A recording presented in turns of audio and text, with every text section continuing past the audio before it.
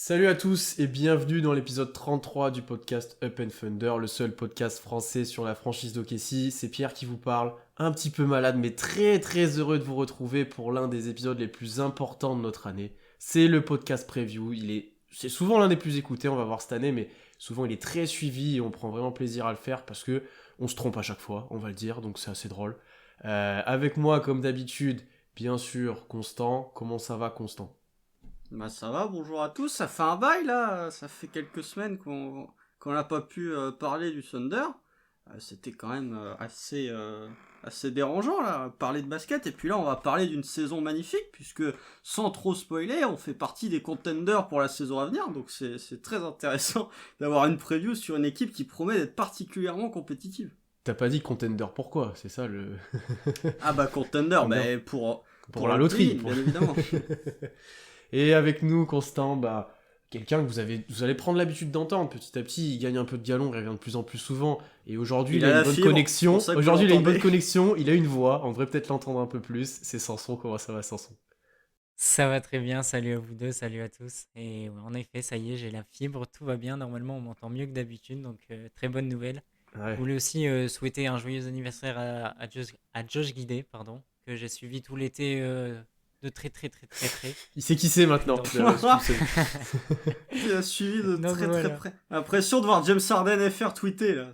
Au début, j'ai cru que t'allais vraiment faire une dédicace à quelqu'un qui avait rien à voir. Je me dis, mais c'était incroyable. Mais bon. Non, non. On va commencer tout de suite, les gars, parce que je sens que le podcast va être long. On a beaucoup de choses à dire. On finira bien sûr par vous donner nos pronostics, délivrer un peu des trophées spéciaux au Kessie, etc. On parlera de nos rotations, on va parler de beaucoup de choses. Mais on va d'abord prendre un petit peu plus de recul et on va parler de nos attentes vis-à-vis de cette saison. L'année dernière, on n'avait pas énormément d'attentes, à moins que ça soit surtout d'aller chercher un très haut choix de draft et de miser un petit peu sur la progression des joueurs, entre guillemets. Ce qu'on a parfaitement réussi. Ce que, oui, moyennement bien. Non, c'était ironique. C'était ironique. Et cette année, ça risque peut-être d'être pareil, à voir ce que vous me dites, messieurs.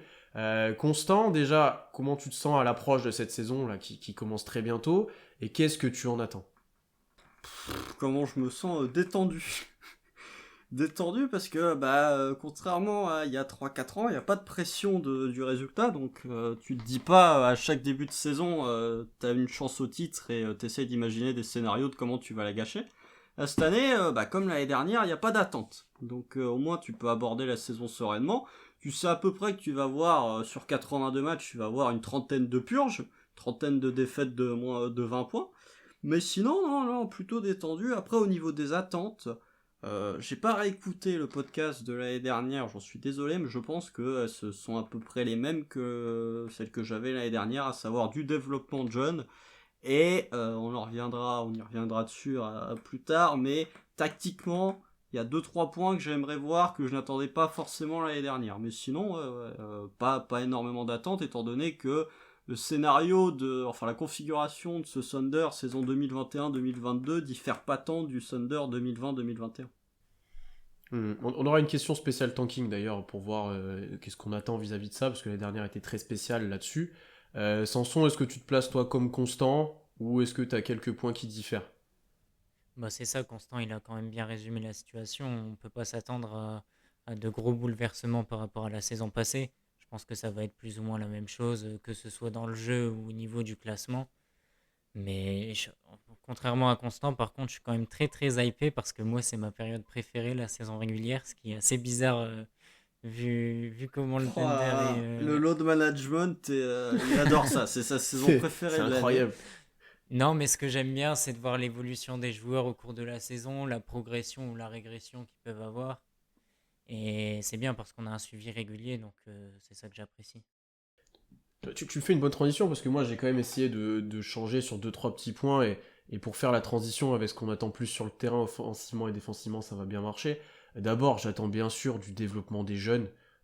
Ça, vu l'effectif, vu la direction que prend la franchise, vu tout ce qui entoure OKC actuellement, c'est quand même le point principal actuellement, et ça va de Shea, qui sera le leader l'année prochaine, on va beaucoup en parler, jusqu'au rookie, jusqu'au two-way contract, j'ai envie de dire. Donc là-dessus, c'est vraiment le gros point qui va être observé, c'est comment ces jeunes-là vont se développer. Bien sûr, on en parlera ensuite, j'attends un très haut choix de draft. Là, il faudra pas se louper pour moi. Mais j'attends quand même une chose dont on a parlé pas mal avec Constant l'année dernière, c'est de faire des choix quand même sur les joueurs. C'est de faire des choix sur quel type de contrat et quelle prolongation on propose à Dort et... Non pas à Dort d'ailleurs, à Beasley notamment. Euh, Tu vois, il y a quand même certains joueurs où va falloir dès maintenant dire ok, toi tu fais partie du futur, toi tu n'en fais pas partie. Et je pense que ça va être très important dès le début de saison que ces joueurs-là soient mis en position de se montrer ou non, et que des choix soient faits assez rapidement pour éventuellement gérer un potentiel trade, ça aussi on va en parler. Et le dernier point du coup qui découle un petit peu de ça que moi j'attends, par rapport à l'année dernière pour le coup, c'est de la stabilité et un peu plus de repères collectivement ou entre les joueurs. En fait l'année dernière on a eu une saison à deux vitesses, on l'a souvent dit, sans Shea et avec Shea, avec les trades au milieu de saison, avec le tanking à la fin, etc. Là, j'ai quand même envie que même si on joue un très haut choix de draft, de trouver un début de connexion plus fort entre les joueurs, que Guidé et Shea, par exemple, se connectent bien plus, enfin, que ça joue ensemble, qu'il y ait un vrai projet de jeu qui soit plus distinct de ce qu'on a vu l'année dernière, où pour le coup, Mark Daigneault ne pouvait pas faire grand-chose en fin de saison. J'ai besoin d'avoir quand même une base de reconstruction. C'est vraiment ça qui manquait peut-être pour l'instant. On a les joueurs pour, et j'ai besoin de la base collective, entre guillemets. T'as eu une off-season qui était énormément raccourcie aussi la Aussi, saison c'est vrai, dernière. complètement. Ouais, donc en Quand tu profiter vois aussi, ouais, ouais, ouais. le nombre de trades records qu'a fait le Thunder la saison dernière, je crois que même c'est un record NBA dans une intersaison, le nombre de trades qu'on a fait. T'es arrivé au training camp, je sais plus, il y avait combien 23 joueurs, je crois, l'année dernière, en décembre dernier, enfin novembre-décembre dernier. Bon, pour les automatismes, c'est pas le top. Là, pour le coup, t'as eu une intersaison beaucoup plus classique comparé à ce qu'il y a eu il y a un peu plus d'un an maintenant, enfin un peu moins d'un an même. Du coup, ça va dans ton sens de, t'as eu un peu plus de temps pour développer les jeunes, enfin pour développer une cohésion d'équipe, des automatismes, etc. Complètement.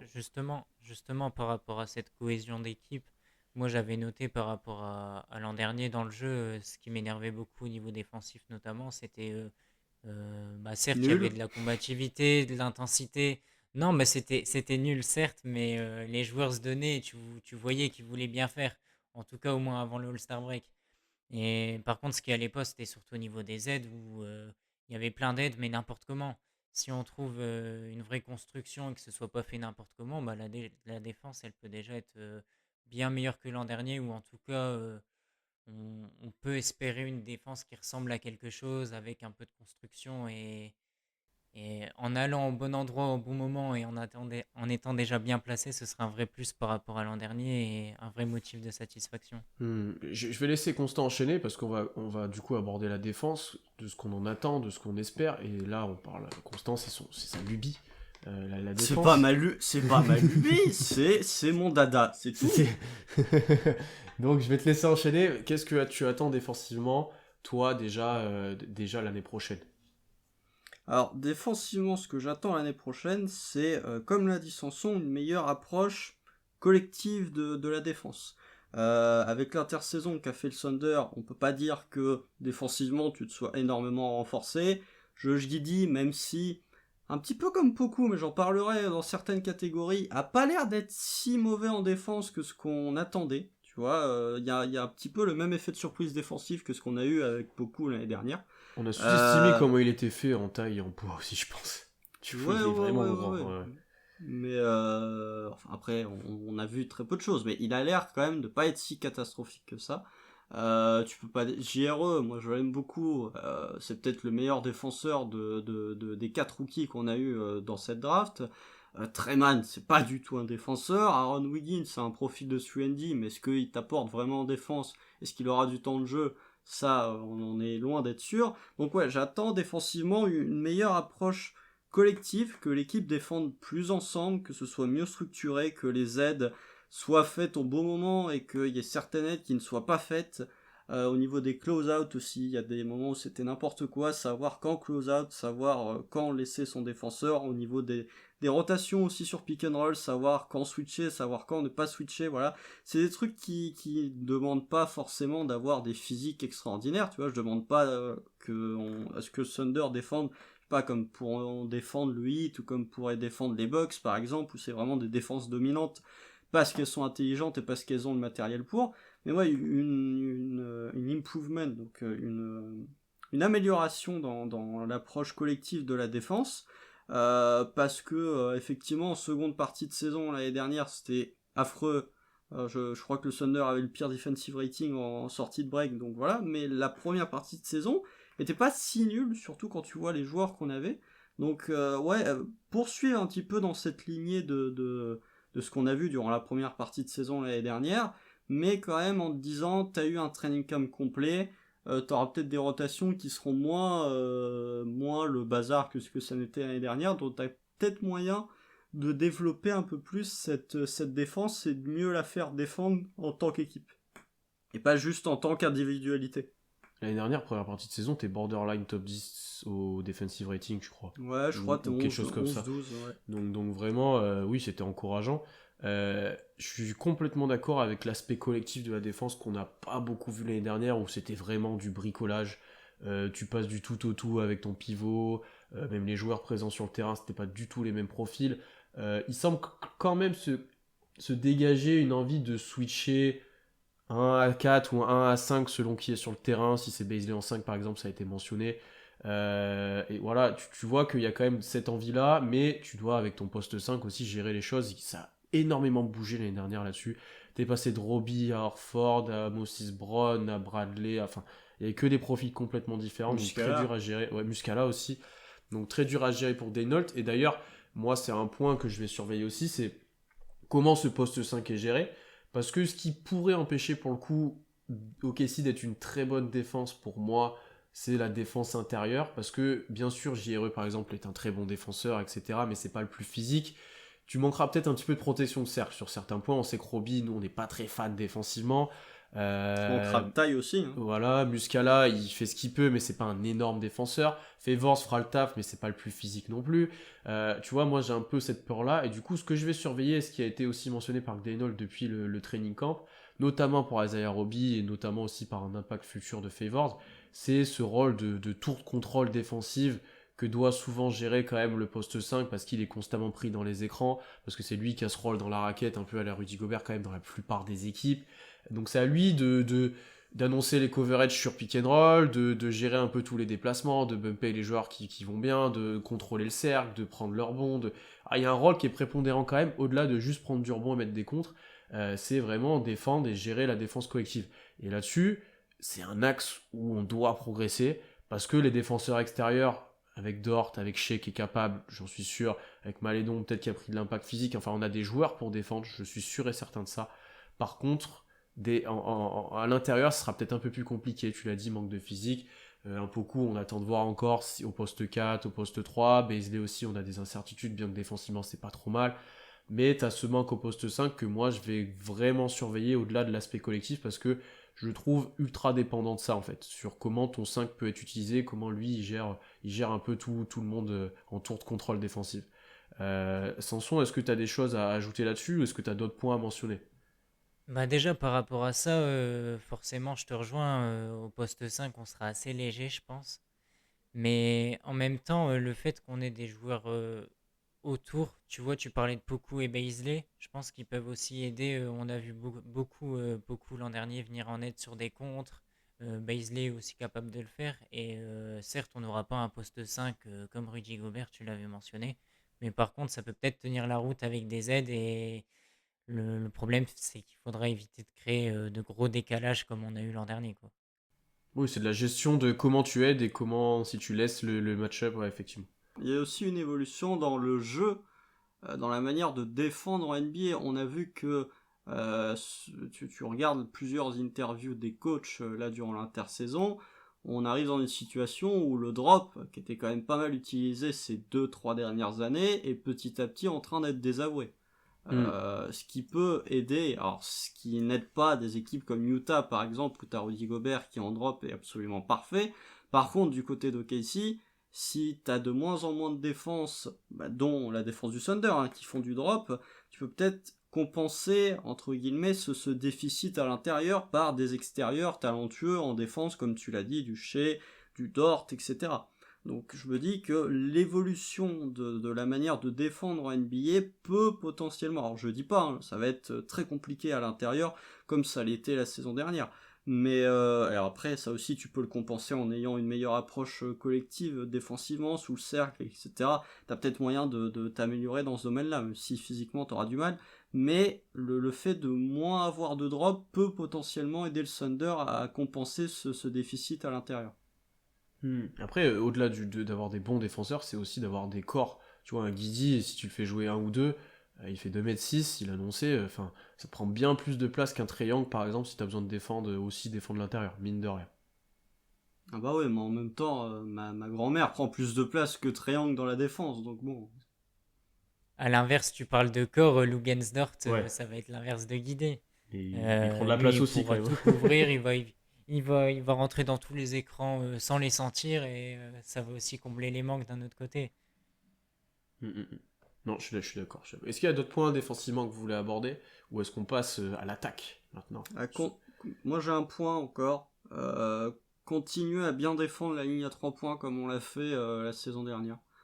On en a parlé Oh, quand c'était on... irrégulier quand même, hein. Ouais, c'est ce que je dis, continuer à bien défendre la ligne à 3 points comme on l'a fait, c'était pas une critique.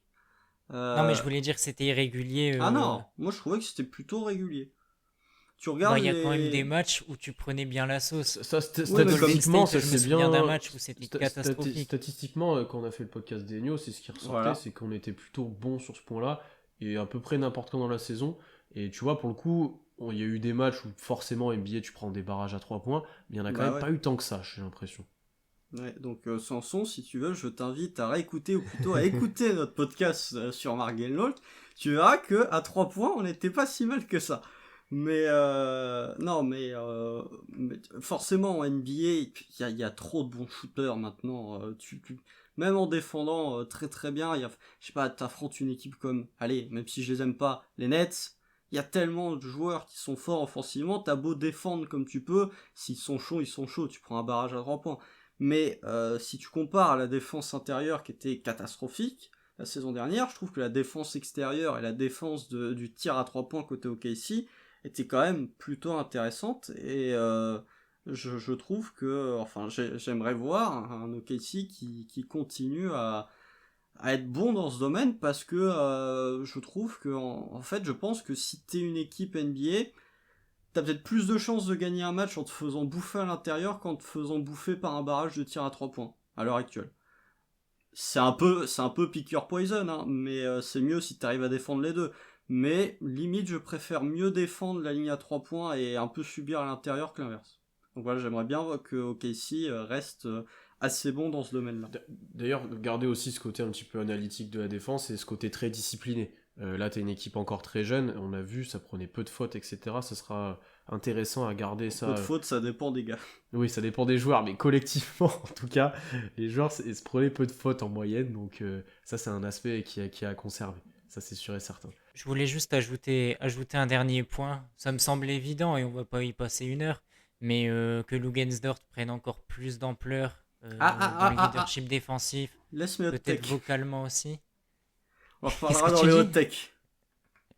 On en parlera peut-être plus tard aussi, ouais, mais simplement prendre, voilà, que ce soit vocalement dans le leadership ou même dans la façon de défendre, être encore plus présent que l'an dernier. Juste peut-être finir par une question. Est-ce qu'OKC peut être dans la première moitié en defensive rating? Dans la bonne moitié? Oui. Oui, Je oui, pense oui. aussi. Est-ce que ça peut être top 10? Ouais, Moi, quand même C'est pas. du hot takes. J'ai peur que le pivot empêche un petit peu quand même. Sur Ah, certains même points. tu perds quand même à leur fort. Bon, tu perds Moses Brown, donc forcément tu t'améliores défensivement. Mais top 10 c'est peut-être un peu présomptueux, tu vois. Genre, t'as déjà, je sais pas, t'as déjà les Lakers, t'as déjà les Bucks, t'as déjà Miami, t'as plein d'équipes en fait que tu peux. T'as Utah bien évidemment. C'est compliqué de te frayer un chemin parmi ces franchises, surtout quand t'es une équipe comme OKC qui a pas pour volonté de viser très très haut, ou qui a même pas le matériel pour viser très très haut dans le classement. Donc déjà, si t'es 12-13 comme en première partie de saison l'année dernière, je pense qu'on sera déjà largement satisfait. Moi, ce qui m'empêche d'y croire, c'est pas forcément nos joueurs ou l'adversité, c'est plus comment va se dérouler la saison et le scénario. Si, comme l'an dernier, on se retrouve à tanker à partir du All-Star break, bah forcément, ce sera Ouais. impossible. Il y a aussi le fait que je pense qu'on sera pas très bon offensivement. Et que si tu perds beaucoup de ballons, si tu rates beaucoup de tirs, tu donnes quand même plus de possibilités à l'adversaire de contre-attaquer, etc. Et ça aide pas forcément ta défense. Et on va aussi jouer à une pace très élevée, pardon. Ce qui peut mettre en valeur pas mal d'équipes aussi, beaucoup plus talentueuses offensivement qu'OKC, et du coup tu subiras parfois la foudre, je pense, un peu du talent offensif adverse. Je pense que ça peut être compliqué là-dessus. Offensivement maintenant, on y arrive. Moi j'ai un point, c'est peut-être pas le principal, donc je vais vous laisser commencer, je vais te laisser commencer Samson. Qu'est-ce que tu attends toi offensivement? Est-ce que c'est juste de la continuité de l'année dernière ou est-ce que c'est peut-être d'autres joueurs qui se montrent, une autre gestion? Bah déjà, il y aura de la continuité, mais je vais déjà me lancer dans ce que tu disais avant au niveau de la pace. Forcément, ça va jouer rapidement. Et si on défend mieux que l'an dernier, bah forcément, on attaquera mieux si on joue rapidement. Donc, profiter de la supposée bonne défense, ou en tout cas meilleure défense que l'an dernier, pour attaquer rapidement, gagner beaucoup de points sur contre-attaque. Et ça permettra de ne pas être catastrophique sur demi-terrain comme ça a pu être le cas par le passé. Ouais, bah moi de mon côté c'est pareil. Vous savez que j'aime beaucoup la défense, mais hormis la défense, qu'est-ce que j'aime en NBA? J'aime la pace et les passes. Voilà, c'est ce que j'ai envie de voir. Globalement, c'est une équipe d'OKC qui court vite. Bah, là, pour le coup, dans la continuité de la seconde partie de saison de l'année dernière. Je veux que ça court vite, je veux voir de la pace. Par contre, je veux voir des passes. Et je veux voir des passes décisives parce que la saison dernière c'était pas ça non plus d'un point de vue collectif, jeu collectif. Voilà, avec l'arrivée d'un Josh Giddey, avec une saison complète de Shai Gilgeous-Alexander, espérons, en tout cas, on espère qu'il jouera plus de 35 matchs cette saison, avec un Luke Gensdorf qui aura peut-être progressé dans ce domaine, avec un Moses Brown avec un Moses Brown qui est parti, avec un Isaiah Roby qui aura peut-être enlevé ses œillères, avec un Darius Baisley qui apprendra à faire une passe sans perdre la balle. J'espère qu'on verra plus de mouvement de balle, même au-delà des passes décisives, un peu plus de mouvement de balle, plus de variété aussi dans le jeu offensif, parce que c'était quand même très prévisible la saison dernière. Ouais, de continuer sur cette pace élevée, parce que de toute façon, si tu veux marquer des paniers avec cette équipe, c'est pas sur demi-terrain que tu vas y arriver. Ou alors c'est que vraiment un Josh Giddey est très très fort créateur sur demi-terrain, ce que je pense, mais c'est peut-être pas encore totalement il va être fort sur demi-terrain, mais pas au point de régler tous les problèmes d'attaque sur demi-terrain d'OKC. Donc ouais, continuer à jouer vite et surtout un peu plus de variété dans les systèmes offensifs proposés par Mark Daigneault. Maintenant qu'il a un peu plus de joueurs qui ont des qualités différentes de l'effectif qu'il avait la saison dernière. Et ouais, plus de mouvements de balle et plus de passes décisives, que OKC attaque enfin en attaque d'une manière collective, ce qu'on a vu une saison sur les 10 dernières années limite. Ça, je suis d'accord avec toi. Et t'es gentil. Ça, je suis d'accord avec toi. L'attente collective, elle va être dans le partage, dans comment sont construites les actions, pas seulement des ISO, pas seulement des pick and roll pour chez. Voilà, beaucoup plus de choses collectives. Et d'ailleurs, c'est ce qui là aussi est mentionné depuis le début presque même de la reconstruction, j'ai envie de dire, où on nous vend qu'on va jouer avec plein de ball handlers, plein de joueurs capables de porter la balle. Donc c'est du positionless, donc tout le monde joue n'importe où, etc. Euh, j'ai envie de le voir ça en fait, parce que l'année dernière en fait quand je suis sur le terrain, lui il a la balle, les autres sont autour, t'as un poste 5 et voilà quoi. T'avais pas tant de choses que ça, positionless. Alors en fin de saison c'était tellement un petit peu le bordel que forcément ça ressemblait plus à un truc sans position. Mais moi j'ai envie de voir voilà, un truc un peu plus construit, un peu plus propre, où t'as Guidé et Shea qui portent forcément plus la balle que les autres, mais où tout le monde peut s'exprimer. Un Poku, un Bézilet, t'as mentionné, un Dort même, qui on l'a vu l'année dernière, était capable par passage quand même de prendre un peu le jeu à son compte. Il faut montrer un peu plus de ces choses-là, un peu plus de variété, un peu plus de construction collective. Euh, Peut-être pas des systèmes longs, je pense qu'on n'aura jamais ça au Kessie, on n'aura jamais des trucs avec des cascades Faut d'écran, pas des trucs rêver. qui se font presque plus en NBA d'ailleurs j'ai l'impression, mais au moins des formes de jeu un peu plus développées, des adaptations, voilà, des choses qui mettront en valeur les joueurs. T'as Guidi pour ça maintenant, on va en parler pas mal dans ce podcast qui est ultra intéressant, qui t'aidera forcément sur le demi-terrain, on l'a déjà vu sur un match de pré-saison. Ça sera pas notre force, c'est certain, mais sur demi-terrain, lui et Shea, je pense que ça peut quand même faire quelques dégâts. Ça te permettra pas d'être une bonne attaque, mais ça te permettra peut-être d'au moins mettre le jeu en place. Et je pense que d'ailleurs, on le verra dans mes rotations, il faut que tout le temps l'un des deux soit sur le terrain. J'ai plus trop confiance dans les autres créateurs pour gérer l'attaque en tout cas. Oh, Donc, oh là là, comment t'as changé d'avis sur un certain Serbe là? Ah non, parce que je le considère en second. Je le considère pas lui tout seul en création. Bah, ça dépend des Mais séquences. oui, ouais, oui, Contre une c'est seconde vrai. unit, il peut Oui, être. oui, oui, pourquoi pas. Mais je pense que de le faire jouer, tu peux lui laisser la balle et d'avoir un guidé en backup, tu vois, aussi pour créer Watts, ça me paraît moins dérangeant, tu vois. Je pense que d'ailleurs, la plupart du temps, il y aura un des deux sur le terrain. À voir comment Daynol gère ça. Mais voilà, c'est comment ça va être géré ça, parce que voilà, on nous vend quelque chose, je veux le voir sur le terrain, je veux voir comment les mecs arrivent à s'exprimer ensemble et pas chacun son tour. Parce que ça, c'est pas très très intéressant. Non, mais je suis d'accord. J'avais noté, moi, que je voulais moins de dépendance chez Gilgeous Alexander. Vous en avez tous les deux parlé, donc on va pas encore une fois en parler énormément. Mais comme tu disais, Pierre, l'an dernier, on voyait que chez porteur de balle et après autour, ça se regardait un peu, ça jouait les pick and roll et les autres étaient dans le corner pour prendre les 3 points et c'est tout. Là, comme tu le mentionnais, la présence de Josh Giddey, ça pourra bien aider, balle en main, et j'espère avoir chez plus scoreur et moins créateur. Et on verra si ça se passe comme ça ou si au final ce sera comme l'an dernier avec chez balle en main et les autres qui se regardent. Un joueur qui attaque à OKC et les autres qui se regardent, ça date pas que de l'année dernière, hein, ça date depuis, depuis la draft de Non, non, non, Russell mais Westbrook. Non, je parle que depuis la reconstruction en fait, mais ouais, c'est un problème très récurrent. Ouais, non, mais Enfin, c'est un pour ça problème, que Josh oui et Giddey a été non. drafté, hein, globalement. Hein. Donc, c'est justement pour remédier à une partie de ces problèmes-là qu'il a été drafté, je pense. Hein. C'est pas pour son joli minois, hein, donc. Ouais, mais on Enfin, verra pas si c'est que, juste. mais.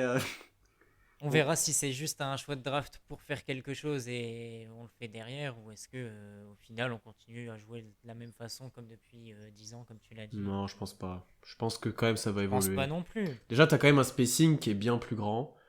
T'as quand même très peu de non-shooters, de moins en moins. Alors après, faut voir l'efficacité des gars. Mais t'as Ouais, mais pas de c'est le cas de toute non-shooters. la NBA. Oui, mais bien sûr, bien entendu. Mais je pense qu'on T'as pas de s'adapte un shooter petit peu. élite. T'as pas Non, t'as pas de non. shooter élite. T'as Bah après, des chez shooters. on est un, entre guillemets, vu les pourcentages et la quantité. Ouais, alors, si chez Gedius Alexander nous refait une saison à 41% à 3 points, bon, là, pour le coup, tu vas te dire que c'est même plus une pépite, là, c'est une mine d'or que t'as dans les mains, mais bon, je veux bien, hein, attention, mais tu vois, c'est un bon shooter, mais comme il fait déjà partie de l'élite des joueurs NBA, tu vois, c'est pas vraiment. Tu le définis pas comme ça, je suis d'accord. Voilà, c'est pas Joe Harris, encore une fois, Hmm. c'est pas Corey Kispert non plus, donc voilà. Non, non, je suis d'accord. Mais t'as quand même une évolution qui a suivi un peu la NBA. On est moins dans ce physique, juste on veut dominer de la tête et des épaules dans la raquette, en défense. On s'est un peu plus adapté, j'ai l'impression quand même. On a changé un petit peu de mentalité. Hum, hum, hum. Euh, Question tanking maintenant, messieurs. On a parlé du terrain, on s'en éloigne un petit peu. Est-ce que c'est quelque chose Déjà? Ouais, ouais. Est-ce que c'est quelque chose qui va arriver? Déjà, c'est ma première question. Et est-ce que c'est quelque chose que vous attendez, vous? Est-ce que c'est quelque chose que vous voulez? Je vais commencer par Constant, parce que je pense que je sais la réponse. Donc... Alors, vas-y, Ouais, je pense que toi, t'as quand même bien envie d'avoir un très haut choix de draft à la prochaine. Ouais, mais pas à n'importe quel prix. D'accord. Euh, je suis pas prêt à me retaper une seconde partie de saison où tu perds 25 matchs sur les 27 derniers, si je dis pas de bêtises. Je crois que c'est quelque chose comme ça. Vous allez voir, en fait, non, parce que vous allez voir quand on va parler du pronostic. Mais bon, je pense que le scénario tanking arrivera quoi qu'il arrive. Mais tout dépend de à partir de quand il arrivera. S'il arrive dès la sortie de break, comme la saison dernière, ça va être fatigant. Globalement, on va roupiller un certain nombre de nuits. Si ça arrive pour les 5 derniers matchs de saison régulière, allez, les 10 derniers matchs de saison régulière, parce que tu vois, c'est comme les Lakers par exemple, la première année où LeBron est arrivé, Ils ont vu qu'ils allaient rien jouer, du coup ils se sont mis à tanker comme des porcs, histoire d'être le moins bien classé possible. J'attends pas. Je pense qu'il va y avoir du tanking. Je pense qu'il va y avoir du tanking. Évidemment, je serais content d'avoir un très haut choix de draft à la prochaine draft, surtout que la QV s'annonce assez intéressante. Plutôt bien, ouais. Plutôt bien, même si celle dans 2 ans s'annonce déjà meilleure que la QV qui va arriver. Plutôt très très bien. Ça va, ouais, ça va plutôt très très bien. Je trouve que bah, la douille de la loterie de la saison dernière nous a appris à pas tout jouer sur le tanking, pas tout espérer sur un mauvais classement. Alors évidemment, ça augmente tes chances, ça ne fait pas tout. Et je préfère voir des séquences de développement et des séquences d'amélioration de l'équipe, même si ça nous coûte une certaine place, enfin même si ça nous coûte une moins bonne place dans le classement et du coup une meilleure probabilité à la loterie. C'est un dosage qu'il faut bien équilibrer, mais je pense qu'il va y avoir du tanking, mais j'en attends pas particulièrement. Je suis pas pressé de le voir en tout cas. Je suis à peu près dans le même état d'esprit. Je pense qu'il y aura du tanking, mais moi je pense malheureusement que ce sera un peu une saison, un copier-coller de la saison dernière, avec un début de saison où on voit ce qui se passe. Si on joue bien, tant mieux. Si on joue pas bien, tant pis. Mais j'imagine qu'on jouera bien, vu que l'an dernier ça s'est bien passé. Cette année on s'est pas affaibli, donc les joueurs ils ont tous pris un an d'expérience.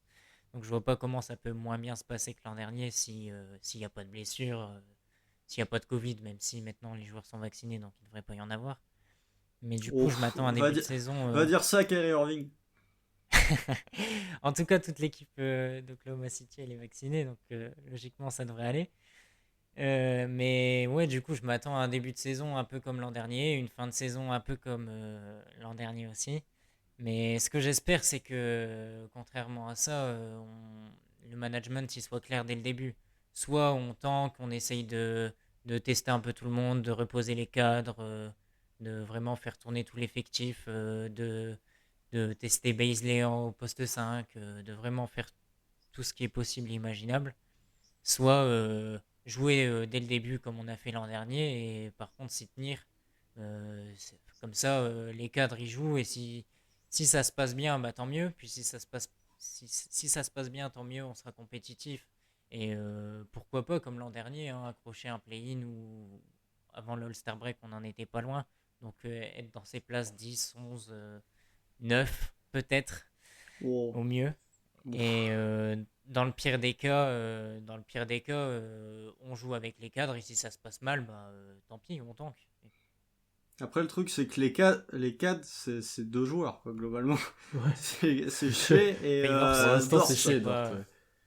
Donc, tu peux faire reposer les cadres, mais tu fais reposer 2 joueurs dans ce cas-là. Mais, Non, mais tu vois, après le All-Star Break, les deux là ils jouaient plus et c'était catastrophique. Si, Dort jouait. Dort a Dort, joué. il a eu pas mal de problèmes, donc il a Il a, pas joué il a tous les loupé matchs quelques non plus, matchs, hein. mais il a joué quand même. Il a Surtout joué, je pense qu'il a joué les 2 tiers de la Ouais. seconde partie de saison. Hein. Et puis ça faisait tourner en fin de saison et Ouais, mais ça, c'est.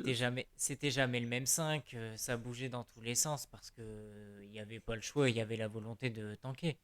Mais c'est Mais ça, pour moi, le tanking, ça va être ça. Les 10 derniers matchs, comme plein d'équipes font à chaque saison en NBA, tu joues une saison relativement compétitive dans ta mentalité. Après, les résultats suivent ou ne suivent pas. Mais par contre, sur les 10 derniers matchs, tu te places au niveau du classement. Et là, pour le coup, oui, ça va être un peu plus funky. Mais non, mais ça me dérange pas si c'est les 10 derniers matchs. Si c'est la moitié de saison comme l'an dernier, là c'est plus pénible. T'en ça, j'y avais crois parlé pas. tout à l'heure. Non, moi non plus. Je pense Donc, pas que je- Bah, je sais je pas. pense pas que t'auras une moitié de saison comme l'année dernière. Je pense que ça va être plus du tanking moins agressif, mais plus long terme sur toute la Plus saison. long, ouais. Déjà, J'espère. je pense que tu gagneras moins de matchs dès le début de saison que l'année dernière. Bien que t'aies chez, etc. Je pense que tu seras moins bien classé au bout de Le 20 matchs. calendrier. Ouais, que j'ai pas regardé le calendrier d'ailleurs. Il faudrait que Bah, rappelle-toi, le calendrier de début de saison, il est infect. Hein. Ouais, c'est vrai. Donc je pense que tu T'as du vas. Lakers, Warriors, Utah, c'est vraiment Effectivement, infect. ouais, Hein. ouais, ouais. Donc je pense que tu vas moins bien commencer, ça c'est certain. Et qu'après, je préfère voir un Shea être reposé s'il y a une petite alerte ou sporadiquement sur un back-to-back, sur un truc, voilà, qu'une demi-saison où il fait rien en fait. Je trouve ça un peu trop. Donc j'espère vraiment que ça sera Après, plus. il s'était blessé. Oui, voilà, mais je préfère voir un tanking sporadique plutôt qu'un truc super agressif sur une demi-saison où on n'a pas appris grand-chose en fait. Où t'avais pas de repères pour le coup, t'avais plein de choses. Et puis comme vous l'avez dit tous les deux, il suffit de faire reposer un ou deux joueurs, je pense que l'équipe prend un énorme coup en termes de niveau, déjà que c'est pas glorieux Oui. avec les deux, je pense que J'avoue, si tu fais reposer Roby, tu t'améliores grandement d'un coup. Mais tu vois, t'enlèves Shea, déjà tu perds, concrètement, offensivement ça va devenir extrêmement compliqué.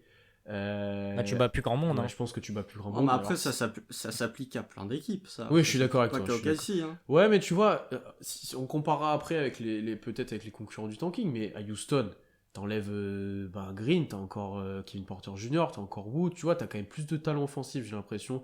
Aux Spurs, peut-être pas. Aux Spurs, peut-être pas.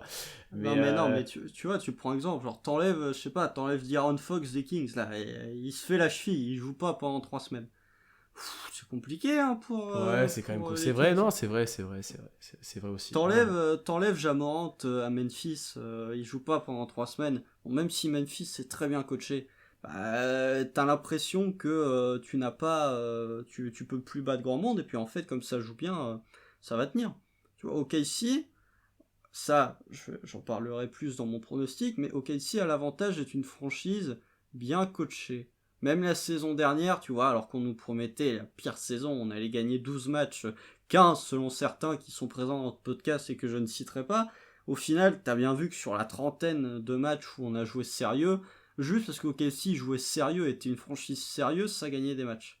Donc, tu vois, contrairement à des franchises comme les Kings, comme les Wolves par exemple, où c'est un peu le boxon, tu pourras toujours avoir ces wins. Même si tu fais reposer. Regarde la win, c'est contre qui? C'est contre Houston qu'on gagne la saison dernière alors que Shea joue pas?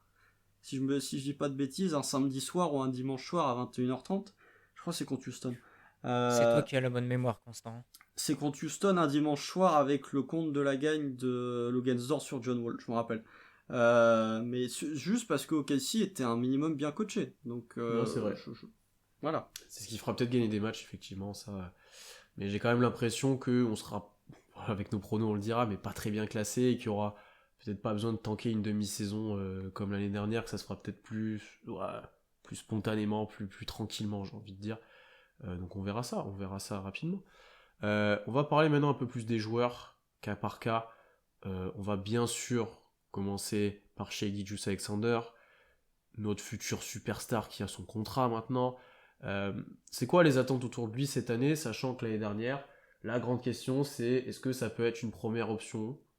Maintenant c'est est-ce que ça peut être une première option d'une équipe qui gagne. Est-ce que ça peut être un All-Star en puissance. C'est quoi vos attentes avec Shai? Je vais commencer par toi, Samson. Bah, les attentes, c'est All-Star pour moi. S'il peut être un peu plus que être dans la discussion parmi tant d'autres, ce sera déjà très bien. J'en avais parlé un tout petit peu tout à l'heure, mais être un peu plus scoreur et un peu moins créateur. Après, si ça baisse pas au niveau des passes D, tant mieux. Mais dans le principe, avoir moins la balle en main, laisser plus les autres toucher le ballon, mais être un peu plus agressif, garder son shoot, que ce soit en sortie de dribble ou en catch and shoot, qui puisse en reprendre, parce qu'il en prenait plus du tout. Mais bah, c'est à peu près les mêmes attentes que l'an dernier. Toujours un bon leadership, être très performant sur le terrain, mais voilà, pourquoi pas être All-Star cette année déjà. Mhm.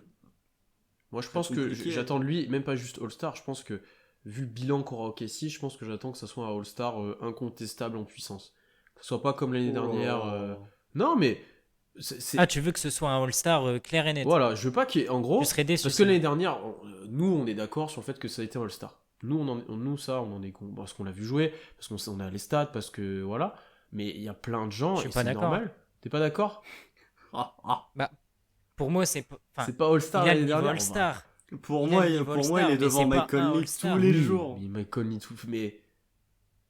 Bah oui, mais le bilan il rentre en Bah compte. voilà, Après, ça alors, mais dépend de c'est ce que je suis en train comment. de te dire. Moi, je te parle Ah, bah du coup, je suis d'accord avec je toi. parle du C'était niveau du mal joueur compris. en termes statistiques, en termes Oui, bah je suis d'impact, d'accord en avec toi termes là. de comment il joue, en termes de tout ce que tu veux. C'était un All-Star. Le seul truc, c'était le bilan qui portait à débat par rapport, bah voilà, Mike Conley qui était dans une bonne équipe, mais qui était largement moins bon.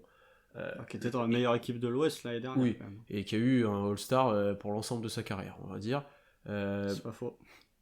Là, moi j'ai envie que ça soit en mode, ok, Shea il est dans une équipe pourrie, par contre, là à un moment donné, on peut plus passer à côté, quoi. Genre, je sais qu'à l'Ouest il y a du monde, je sais C'est que pas ça va être possible, ça. compliqué, mais oui, je sais qu'il y aura du débat, mais je veux que le débat tourne quand même dans l'autre sens. Tu vois ce que je veux dire? Ça soit plus en mode, bon, c'est un niveau All-Star, ok. Ça soit, ouais, Shea c'est quand même un gros joueur. S'il est pas All-Star, c'est un petit scandale, c'est juste à cause vraiment juste à cause du bilan, mais en tous les jours, il a le niveau. Tu vois, là, c'est pas le cas, c'était pas le cas l'année dernière. Tu veux que peu importe le bilan, ce soit un Ouais, All-Star, il après, soit dans c'est la c'est- liste, c'est quoi. aussi, Voilà. le problématique là, c'est que c'est une question aussi de reconnaissance, Bah et oui. que OKC, ça va être très compliqué de l'avoir. Vraiment. Bah oui. Et ça, c'est quelque chose qui va lui porter préjudice de l'année prochaine, sûrement sur de prochaines années d'ailleurs. Mais j'ai envie que quand même, il y a un mode où tu te dis, là, c'est difficile de passer à côté, tu vois, vraiment difficile. C'est pas forcément vrai au niveau de la reconnaissance parce que Lugensdort, il l'a par exemple pour son niveau défensif. Non. Non. Sinon, il aurait Après, été dans une All-Star, all Non. defensive l'année Ah dernière. oui. S'il bah avait eu non, juste parce la que réputation, si on est dans un ils monde, prennent tout en compte. si on est dans un monde où la réputation n'existe pas et c'est que du mérite, Lugensdort mérite plus d'avoir sa place dans une all defensive l'année dernière que Kawhi Leonard et Jimmy Butler. Donc tu comptes pas les bilans, etc. Mérite, je te dis. Mais même au Ouais, bah bilan, si tu parles de même au niveau bilan, intrinsèque du joueur, forcément qu'il doit être dedans. ouais, mais même en Après, termes de il bilan, y a pour tout moi, qui rentre en compte. la saison de Lugensdorf méritait dans une all defensive. Même en termes de bilan, quand tu vois le nombre de joueurs, il a la reconnaissance des joueurs, le problème c'est qu'il n'a pas la reconnaissance des journalistes. Et on sait que maintenant, enfin, avant il y avait les joueurs qui votaient un petit peu, maintenant pour les trophées individuels, c'est uniquement les journalistes. Et je trouve que les joueurs, à chaque fois, tu regardes, mais James Harden, CJ McCollum, tout ce que tu veux, à chaque fois ça parlait de Lugensdort, je trouve que l'année dernière, même si le bilan de Casey était dégueulasse, il aurait mérité sa place dans une all defensive. Largement. Après Bon, voilà. pour revenir à Shea, concrètement, moi, c'est un petit step supplémentaire dans le niveau All-Star, dans le niveau de starification de la ligue, j'ai envie de dire même que ça y prenne une dimension encore un petit peu plus haute, qu'il fasse des cartons. Là, je pense qu'il y en aura besoin pour gagner peut-être certains matchs, un petit peu de matchs, pour qu'offensivement, il aide ses coéquipiers, il y en a besoin qu'ils mettent des cartons. Faut qu'il fasse un match à 50 points à un moment, tu vois, dans la saison. Ça va être dur, hein, mais il y a besoin de faire un match qui fait parler. Un match où vraiment... Oh, c'est il- pas dur. Non, c'est pas dur. Il y Un en a, match à il y en a plein 50 qu'on en points fait. dans Alors... la NBA actuelle, c'est pas dur, hein, faut arrêter. Faut Non, les enfin, mettre les 50 quand même. non mais j'exagère, mais c'est moins dur de faire un match à 50 points aujourd'hui qu'il y a 10 ans par exemple. Tu peux, Oui. en soi. Oui, mais il faut le faire quand même. C'est pas. Voilà. Ah bah oui, Et- il faut le faire. Moi je tu peux, vois, effectivement, tu me mets sur un parquet NBA, je les mets pas les 50 points. et tu vois, j'ai envie qu'il montre un peu plus de ces choses-là. Qu'il montre qu'il peut être dominant, qu'il peut dominer la match de la tête et des épaules, tu vois, vraiment. Ce qu'on a vu par passage l'année dernière, j'ai envie de voir ça sur un match entier. Où il se dit ce soir, on perd pas. Et tu vois. Une saison Bah, les entière, Spurs. j'imagine. L'année dernière. Oui, c'est celui-là que j'ai en tête, mais c'est vraiment à la fin où il s'énerve vraiment fort. Bon, tout le match il est bon, hein, mais il s'énerve vraiment fort à la fin, et je pense d'ailleurs c'est l'un de ses meilleurs matchs en carrière. Mais ça, faut que ça soit un peu plus régulier, dans une dimension un tout petit peu plus supérieure. Bon. Ouais, bah, moi de mon côté, c'est ce que je dis de chez depuis 2 ans, à peu près, je crois. Depuis la bulle, j'en parle déjà, c'est plus d'agressivité. Il était à combien de points la saison dernière? 23 points? 24 points de moyenne? Faut arriver à 28-29.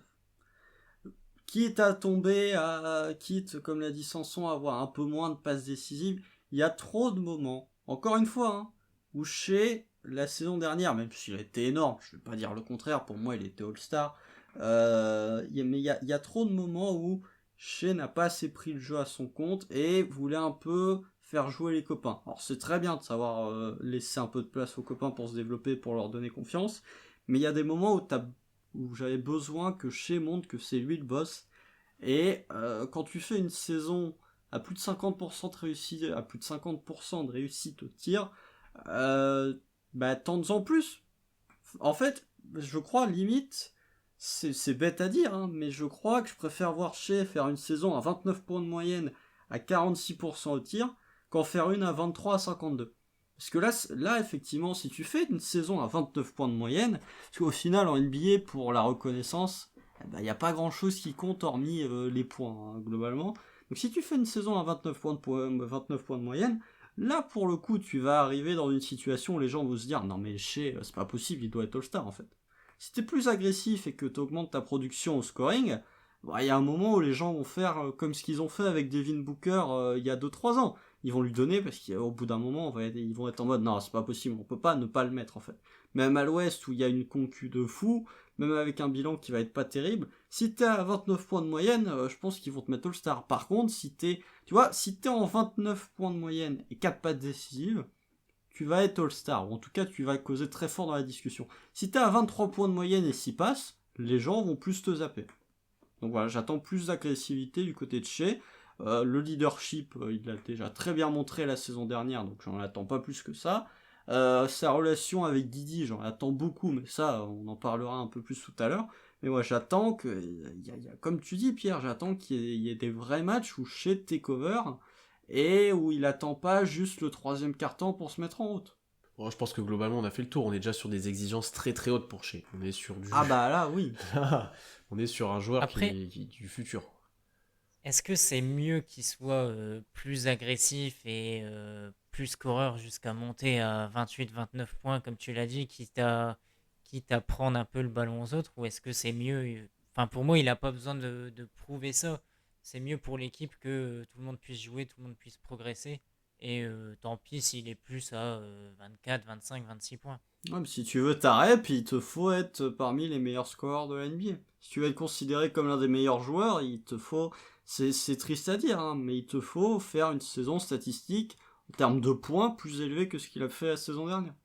Oui, bien sûr, mais du point de vue de l'équipe, est-ce que c'est important que ça se passe ou est-ce que c'est mieux de faire progresser les autres? Moi, je suis pas persuadé que pour l'équipe, il a besoin de montrer maintenant que c'est un patron offensif parce que dans tous les cas, c'est l'avenir de la franchise.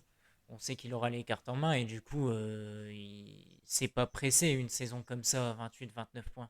Si après il doit plus Ça a plein prendre l'équipe d'impacts, sur hein. ses épaules, Ça a des il a le impacts temps. pour les futurs joueurs, ça a des impacts pour des futurs recrutements, trades, tout ce que tu veux. Ça a un nombre d'impacts qui est assez énorme, je pense. C'est pas juste. Tu vois, certes, collectivement, ça enlèvera peut-être un peu de ballon aux autres, mais je pense que ça peut les aider aussi.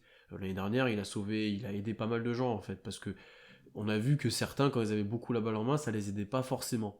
Un Robbie, plus tu lui donnais de responsabilités, plus tu avais d'attentes, moins il était bon, par exemple.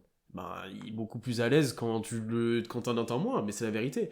Même un Beasley, on attendait beaucoup balle en main, Surtout je Baisley suis pas même. sûr que ce soit le futur de voir ça. Tu vois, il y a plein de joueurs comme ça. Un Dort, oui, il a un peu de jeu balle en main, mais j'ai pas envie de le voir tout le temps balle en main, quoi. Donc pour moi, il peut assumer ce rôle-là, il peut en profiter en fait. Parce que après, ça va Laisse commencer mort hein, des. pour certains joueurs.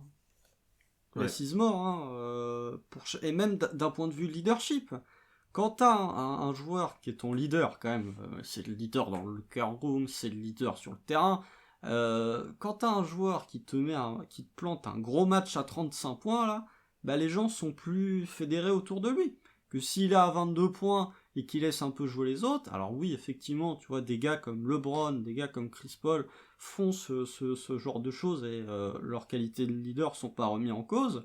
Mais tu peux arriver dans une situation où, effectivement, comme tu l'as dit Pierre, d'un point de vue rayonnement auprès des casual fans, ou en tout cas auprès des fans NBA qui sont pas fans du Thunder, bah si tu fais un match à 50 points, tu vas être relayé sur Twitter, hein, globalement. Si tu fais un match à 30 points, Mais tu ça, vas c'est pas pas être relayé. important. Bah si, parce que ça découle de plein de choses en fait. Tu peux avoir, si t'as chez, je sais pas, on va dire t'as un match, j'allais dire un match en antenne nationale, mais il y en a pas. Si t'as un match, je sais pas moi, contre une équipe random, et que t'as Shea qui te fait gagner le match parce qu'il te plante 40 points, bah ça va fédérer le groupe autour de Shea. Mais s'il fait un match à 40 points, c'est pas pareil que s'il est à 30 points de moyenne. Enfin, moi, je l'attends, ça, des gros matchs à 40, voire 50 points, comme l'avait dit Pierre. Et là, ça va fédérer l'équipe et ça va aider.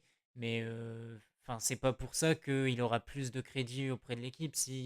Enfin, s'il met 30 points de moyenne, il aura pas plus de crédit que s'il en met 25 avec plus de passes D. Ouais, mais tu peux avoir aussi une situation où Shea qui te met 30 points par match, ça favorise les autres. Ça ouvre des espaces pour d'autres joueurs. Ça peut aider un Josh Giddey, par exemple, aussi.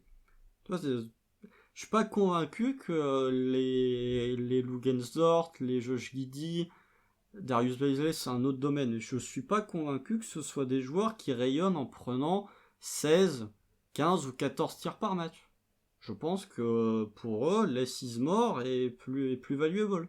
Un Lugensdort, j'ai pas envie de le voir. Effectivement, t'es content enfin, t'es content de savoir qu'il peut prendre 15 tirs par match. Est-ce que t'as envie tous les soirs de le voir prendre 15 tirs par match? Ben, je suis pas convaincu. Moi non plus. Moi non plus. D'ailleurs, on va enchaîner avec Dort et Beasley, qui sont censés être un peu les lieutenants de Shea depuis leur draft, enfin depuis qu'on les hype un petit peu. Ils arrivent en année 3. Qu'est-ce qu'on attend maintenant d'eux? Sachant que je pense qu'entre les deux, il y a pas mal de différences. On est sur un qu'on sait déjà peut-être son avenir, on sait déjà les certitudes qu'on a avec lui. Et un autre où c'est un peu l'énigme de cet effectif, encore plus que Poku par exemple, qu'il divise un petit peu les fans, etc. Je vous avoue que Dort, j'ai pas trop d'attente en soi, j'attends que la progression continue tranquillement, que son tir continue de s'améliorer petit à petit, que défensivement ça soit toujours aussi élite. La marge de progression est pas si grande que ça en défense vu le niveau qu'il a déjà. Donc ouais, c'est surtout quelques progrès offensifs, un peu plus de responsabilité cette année vu qu'il y a moins de monde. Mais Beasley, j'ai vraiment du mal à me situer. Je sais pas, toi, Constant, où t'en es, parce qu'on a beaucoup parlé de Beasley, mais j'ai vraiment du mal à me situer. Et Baisley, je vous laisse en parler parce que moi je le garde pour un trophée individuel. Pour ceux qui ont écouté l'année dernière, on a des petits. Alors je vous laisse deviner lequel. Mais moi je vais en parler. Enfin, je peux Je déjà l'ai en dans un parler. trophée aussi, moi. Bon bah voilà, ça se trouve c'est le même. Mais ouais, bah pour revenir sur Dort très rapidement, c'est difficile de progresser en défense quand t'es l'un des 5 meilleurs défenseurs extérieurs de toute la NBA. Tu peux pas faire grand chose très honnêtement. Peut-être collectivement, il y a des points sur lesquels il peut progresser dans la défense collective. Défense individuelle, qu'est-ce que tu veux faire? Le mec il rend fou tous les attaquants adverses. Défense collective, il y a quand même il y a des points sur lesquels il peut encore progresser. Mais ça, c'était une critique, comme je l'ai dit, qui était faite enfin, c'était un défaut de l'ensemble de l'effectif la saison dernière. Après, offensivement, bah, continuer à progresser dans les pourcentages à 3 points. Comme l'année dernière, il y a eu un upgrade sur les pourcentages. Peut-être être plus régulier. Plus de régularité dans les pourcentages, parce que c'était bon l'année dernière, mais je crois que je l'ai souligné 25 fois quand on a fait les podcasts la saison dernière. Un coup c'était 1 sur 6, un coup c'était 4 sur 6. Je veux voir un peu plus de régularité en attaque et surtout dans le taux de réussite à 3 points. Après voilà, que demander de plus que ça. S'il nous fait une saison encore une fois élite défensivement en tournant à 35-36% à 3 points, Lou Dort il aura fait sa saison. Et tu peux pas, le plafond de Lou Dort est pas beaucoup plus élevé que son niveau actuel. Et son niveau actuel est déjà très très bon. Je suis du même avis, s'il fait la même saison que l'an dernier, ce sera déjà très bien. Donc nos attentes, elles sont pas forcément supérieures à ce qu'on a déjà vu. Après, s'il y a du plus, bah, ce sera du plus et tant mieux. Si on le voit plus balle en main, si on le voit avoir un bon pourcentage au tir, si on le voit capable d'attaquer le cercle, de dribbler un peu plus, de prendre des shoots en sortie de dribble, bah, ce sera que du plus. Et si ça arrive pas, bah, on sera déjà très, très content si c'est un défenseur élite, s'il a un bout de shoot, et puis ce sera très bien comme ça. Donc pour Beasley, on attend tout à l'heure, mais je pense qu'on l'a tous dans nos catégories, donc ça sera le On débat l'a de tout tous à dans l'heure. la même, ça se Oui, trouve. je pense aussi. On va parler alors des années 2 de Poku et Malédon, qui font partie des anciens un petit peu de l'effectif. Là, je pense aussi qu'il y a des attentes qui diffèrent complètement. Et de ce que je vois dans la fanbase, c'est assez surprenant d'ailleurs, parce que ils ont eu 2 saisons complètement à l'inverse, les deux. Malédon s'est très vite imposé, a été bon quasiment toute la saison, on attendait plus de lui la fin de saison, on va le dire honnêtement. C'était pas pour lui pour s'exprimer, mais son début de saison, notamment quand il était titulaire à côté de Shea, c'était intéressant. Beaucoup on a eu du mal au début, c'était très compliqué, et petit à petit c'est adapté à la NBA, etc. Et du coup maintenant les attentes, j'ai l'impression qu'elles sont presque exclusivement tournées vers Poku. et que Théo, dans un effectif chargé en guard, lui aussi sera dans les catégories plus tard citées par des fans dans le sondage. Mais j'ai l'impression qu'on est pas inquiet, mais que les attentes ont bien baissé quand même. Ce qu'il y a, c'est que c'est deux profils totalement différents. Malédon, depuis sa draft, on sait ce qu'il va faire. Que Poku, c'est vraiment un projet, quoi. Ça peut être tout ou rien, comme on l'a dit l'an dernier. Faut vraiment le développer au long terme, alors que Malédon, tu sais que ça peut être un joueur de rotation dans toutes les équipes qui pourra servir, que défensivement ce sera correct, qu'il mettra des 3 points, qu'il est capable de créer un petit peu. Mais alors que Poku, c'est vraiment un profil totalement différent. Il faudra être très patient et au final oula, au final l'an dernier, il a déjà montré de très belles choses en fin de saison. Sur le dernier Et moi, match. Mais... tu l'as aimé ce dernier match. Ah bah oui, il nous Et, coûte Giant Suggs, mais c'est pas grave. et ouais, beaucoup. Ce que j'ai bien aimé l'an dernier, c'est ses aides défensives. Il est très grand, donc il peut aller au contre. Balle en main, il est intéressant. On a vu plein de flashs en fait. Pierre, tu le dis souvent.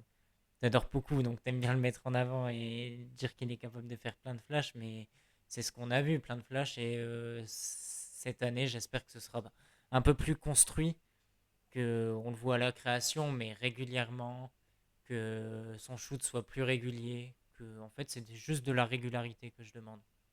Pas forcément un niveau excellent, mais que ce soit plus régulier. Ouais, bah moi de mon côté, vous savez que je n'ai pas d'attente envers Théo Malédon.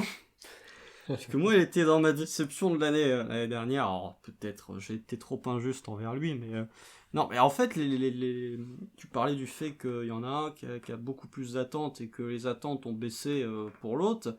C'est juste que la situation est totalement différente pour les deux. Poku, on va en parler quand on parlera des rotations, mais a quand même un champ assez large pour pouvoir s'exprimer en termes de minutes. Alors que Théo Malédon, il va se retrouver dans une concurrence assez importante, sans même parler d'un potentiel Shea ou d'un Dort qui joue poste 1. Il va y avoir du Ty Jerome, il va y avoir potentiellement du Josh Giddey en fonction de comment il est utilisé, il va y avoir du Treman. Bah, ça fait déjà 3 joueurs pour un poste, hein, donc les rotations vont très vite se retrouver amoindries, ou le temps de jeu va se retrouver très vite amoindri. Il sera probablement pas titulaire en plus en cours de saison. Enfin, en cours de saison, non, mais à l'opening night et pour le restant de la saison, contrairement à l'année dernière. Donc forcément moins d'attente parce que lui, son rôle va bouger. Après, concernant Poku, là aussi, il est dans une de mes catégories. Donc, je vais pas trop m'avancer, mais en termes d'attente, oui, effectivement, parce que bah déjà, comme l'a dit Sanson, Poku a un plancher un plafond bien plus élevé que celui de Malédon, donc forcément, t'attends plus de choses. Et puis effectivement, ce qu'il a montré sur la toute fin de saison était très intéressant. Il y a aussi le côté. Après, les deux ont quand même. Tu peux quand même avoir des attentes parce que les deux ont subi un régime spécial cette intersaison. Tu vois, Malédon est pas parti faire les JO. Non, mais sans mauvais jeu de mots, mais Malédon est pas parti faire les JO. Poku n'a pas fait de Summer League. Donc voilà, c'est des joueurs, on sent qu'ils ont eu une intersaison réservée pour eux, en tout cas, ou en fonction de leurs besoins. Poku, c'était principalement de manger. Pour Malédon, c'était d'autres domaines. Donc les attentes sont différentes, mais dans l'intersaison que les deux ont eue, il y a quand même quelques ressemblances. Je suis d'accord. Ça va être intéressant de voir comment la hype évolue à travers les deux au fil de la saison, parce que Malédon en sortie de banc, s'il commence de bien jouer, s'il commence de gagner de plus en plus de temps de jeu, etc., ça peut très vite remonter, je pense, où on se dit, en fait, on l'a un peu oublié, alors qu'un Poku qui a avec beaucoup de responsabilités et qui fait n'importe quoi, ça peut très vite devenir assez saoulant pour pas mal de gens, je pense. Donc ça va être intéressant à suivre le cas de ces deux-là. Je voulais parler rookie, mais je pense qu'on va le faire un petit peu plus tard quand on va parler de nos trophées, parce qu'ils couvrent une catégorie presque entièrement, donc ce sera le moment de débattre un petit peu d'eux. On va parler maintenant trade, puisque depuis 2 saisons, c'est quand même un truc qui nous anime, nous. Ok, si, les trades, toutes les intersaisons, même pendant les saisons des fois. Cette année, j'ai quand même l'impression que ça sera un peu plus calme, parce que l'effectif est très jeune, un peu plus stable, et un peu moins de contrats toxiques, voire presque plus du tout d'ailleurs. Euh, quel trade vous voyez arriver cette saison, si trade il y a? Moi, je m'attends à du extrêmement calme. Ok. Parce que, comme tu l'as dit, ça devrait être plus calme. Je pense que le grand nettoyage, il a été fait. On n'a plus de gros contrats. On n'a plus de contrat du tout.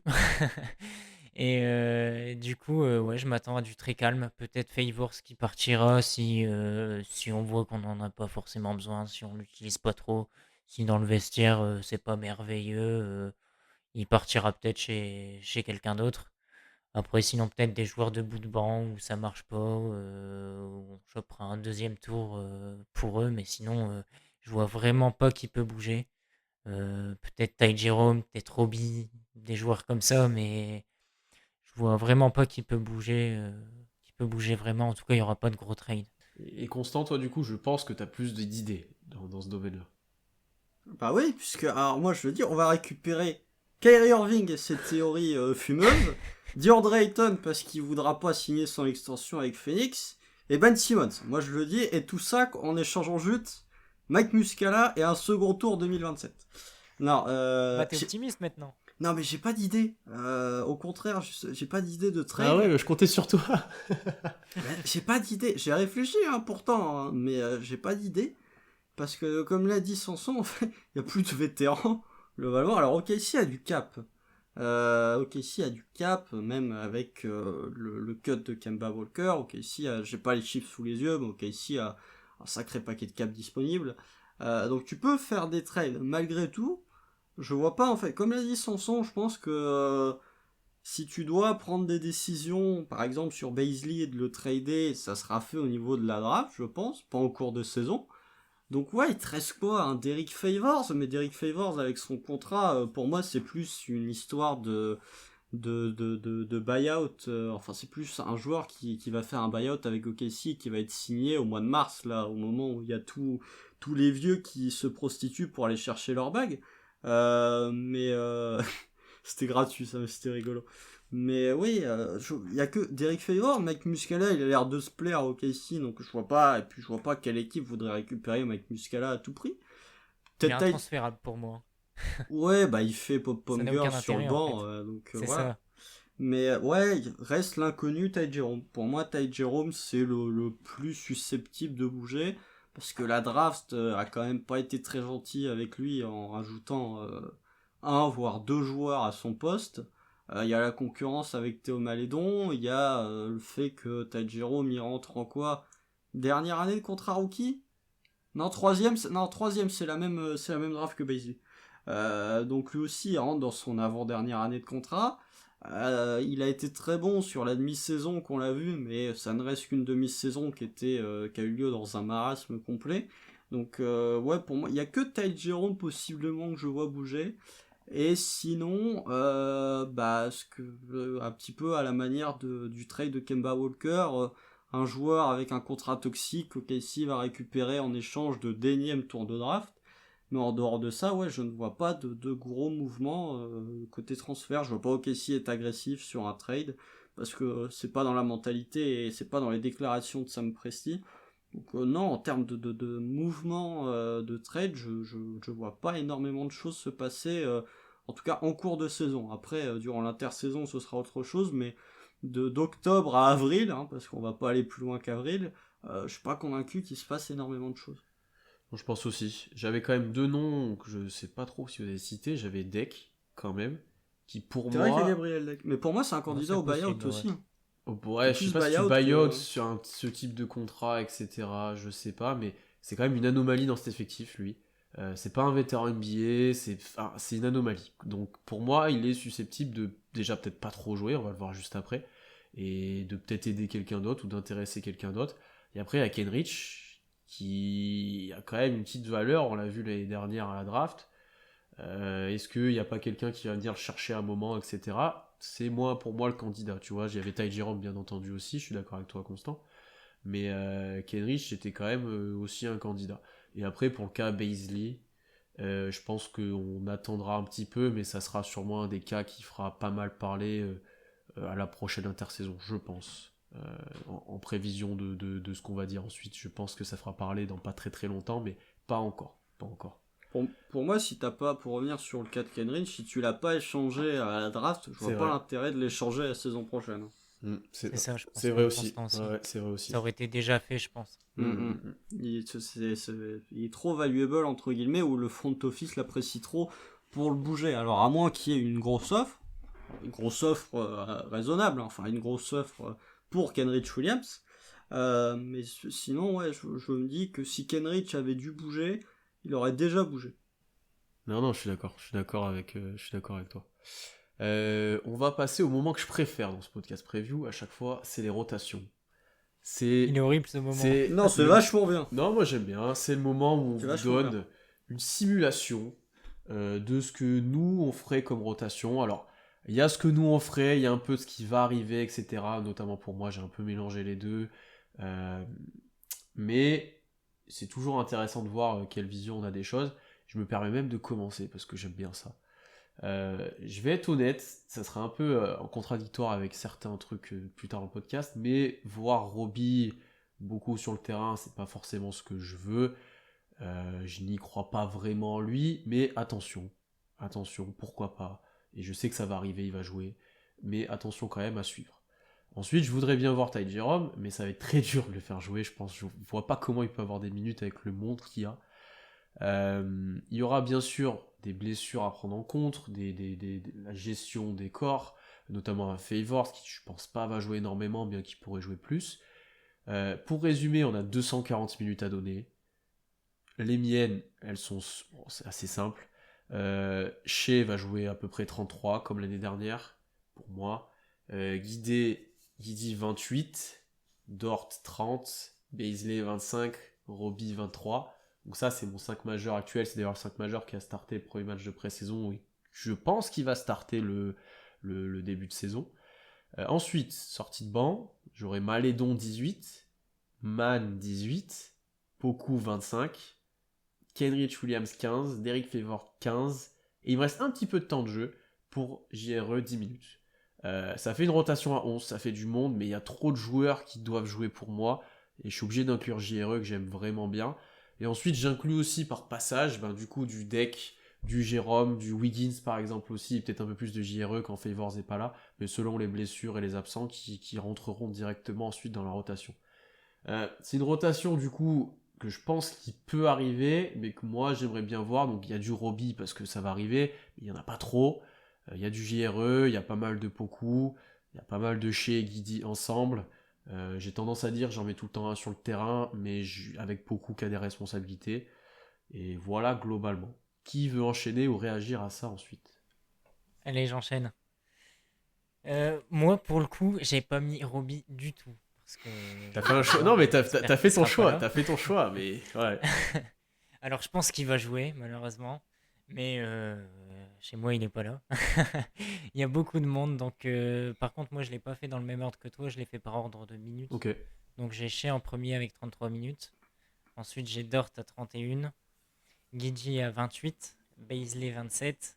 Malédon à 22. Par contre, c'est Favors dans le 5 et pas Malédon à 20 minutes. Poku 20 minutes. Man 17. Kenrich Williams à 15. J'ai mis Deck à 14 et JRE à 13. Oh là là. Et donc tu n'as pas. C'est une galère. Tu n'as pas. Pas Après, Treman Tu n'as pas Treman dans la si, rotation. j'ai Treman à 17. 17 minutes. Et après, forcément. Ah oui, c'est que il y t'as pas aura- il y Robbie, aura- du coup t'as deck toi à ma place. Ok.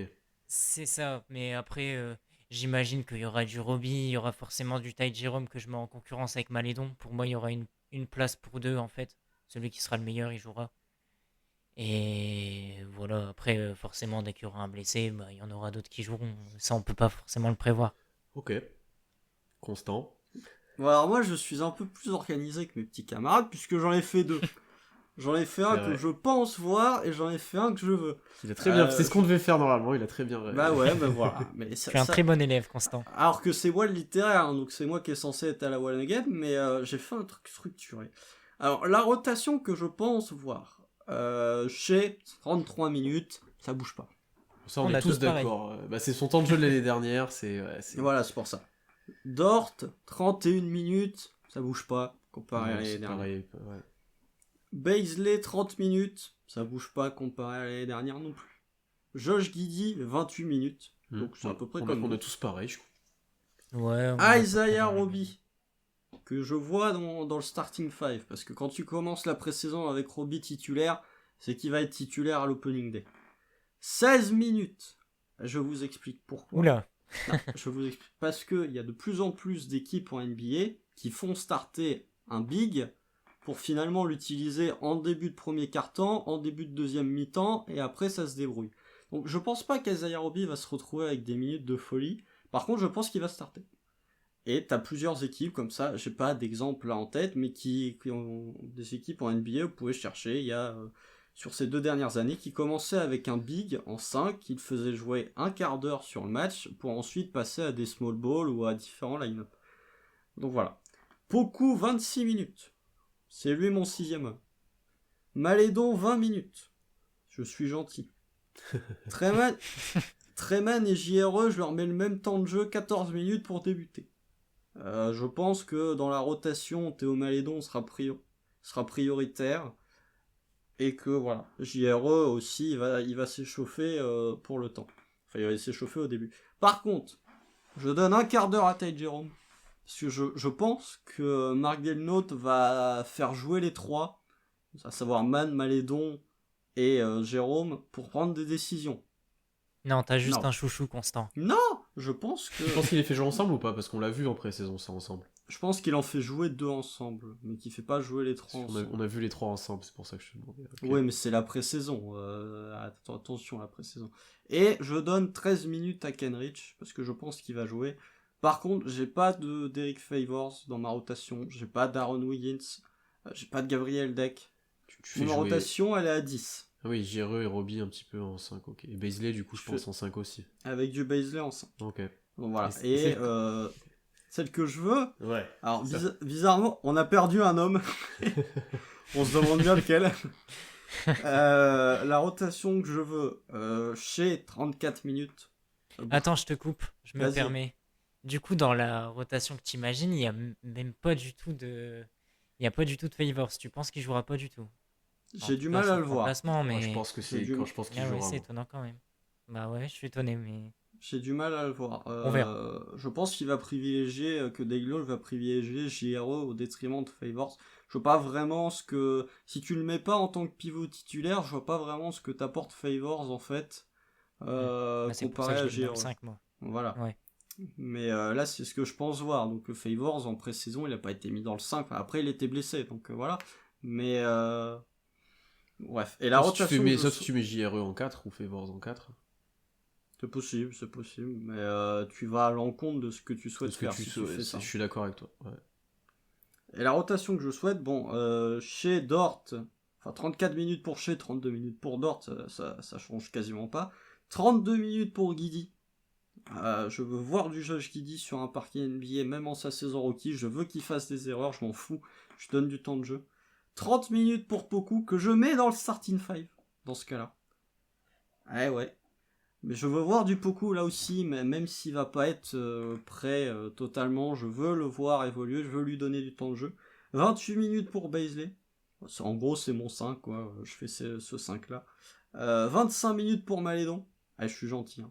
Je donne beaucoup de minutes à Malédon. 22 minutes à JRE. Et vous allez vite comprendre le raisonnement. 20 minutes à Treman.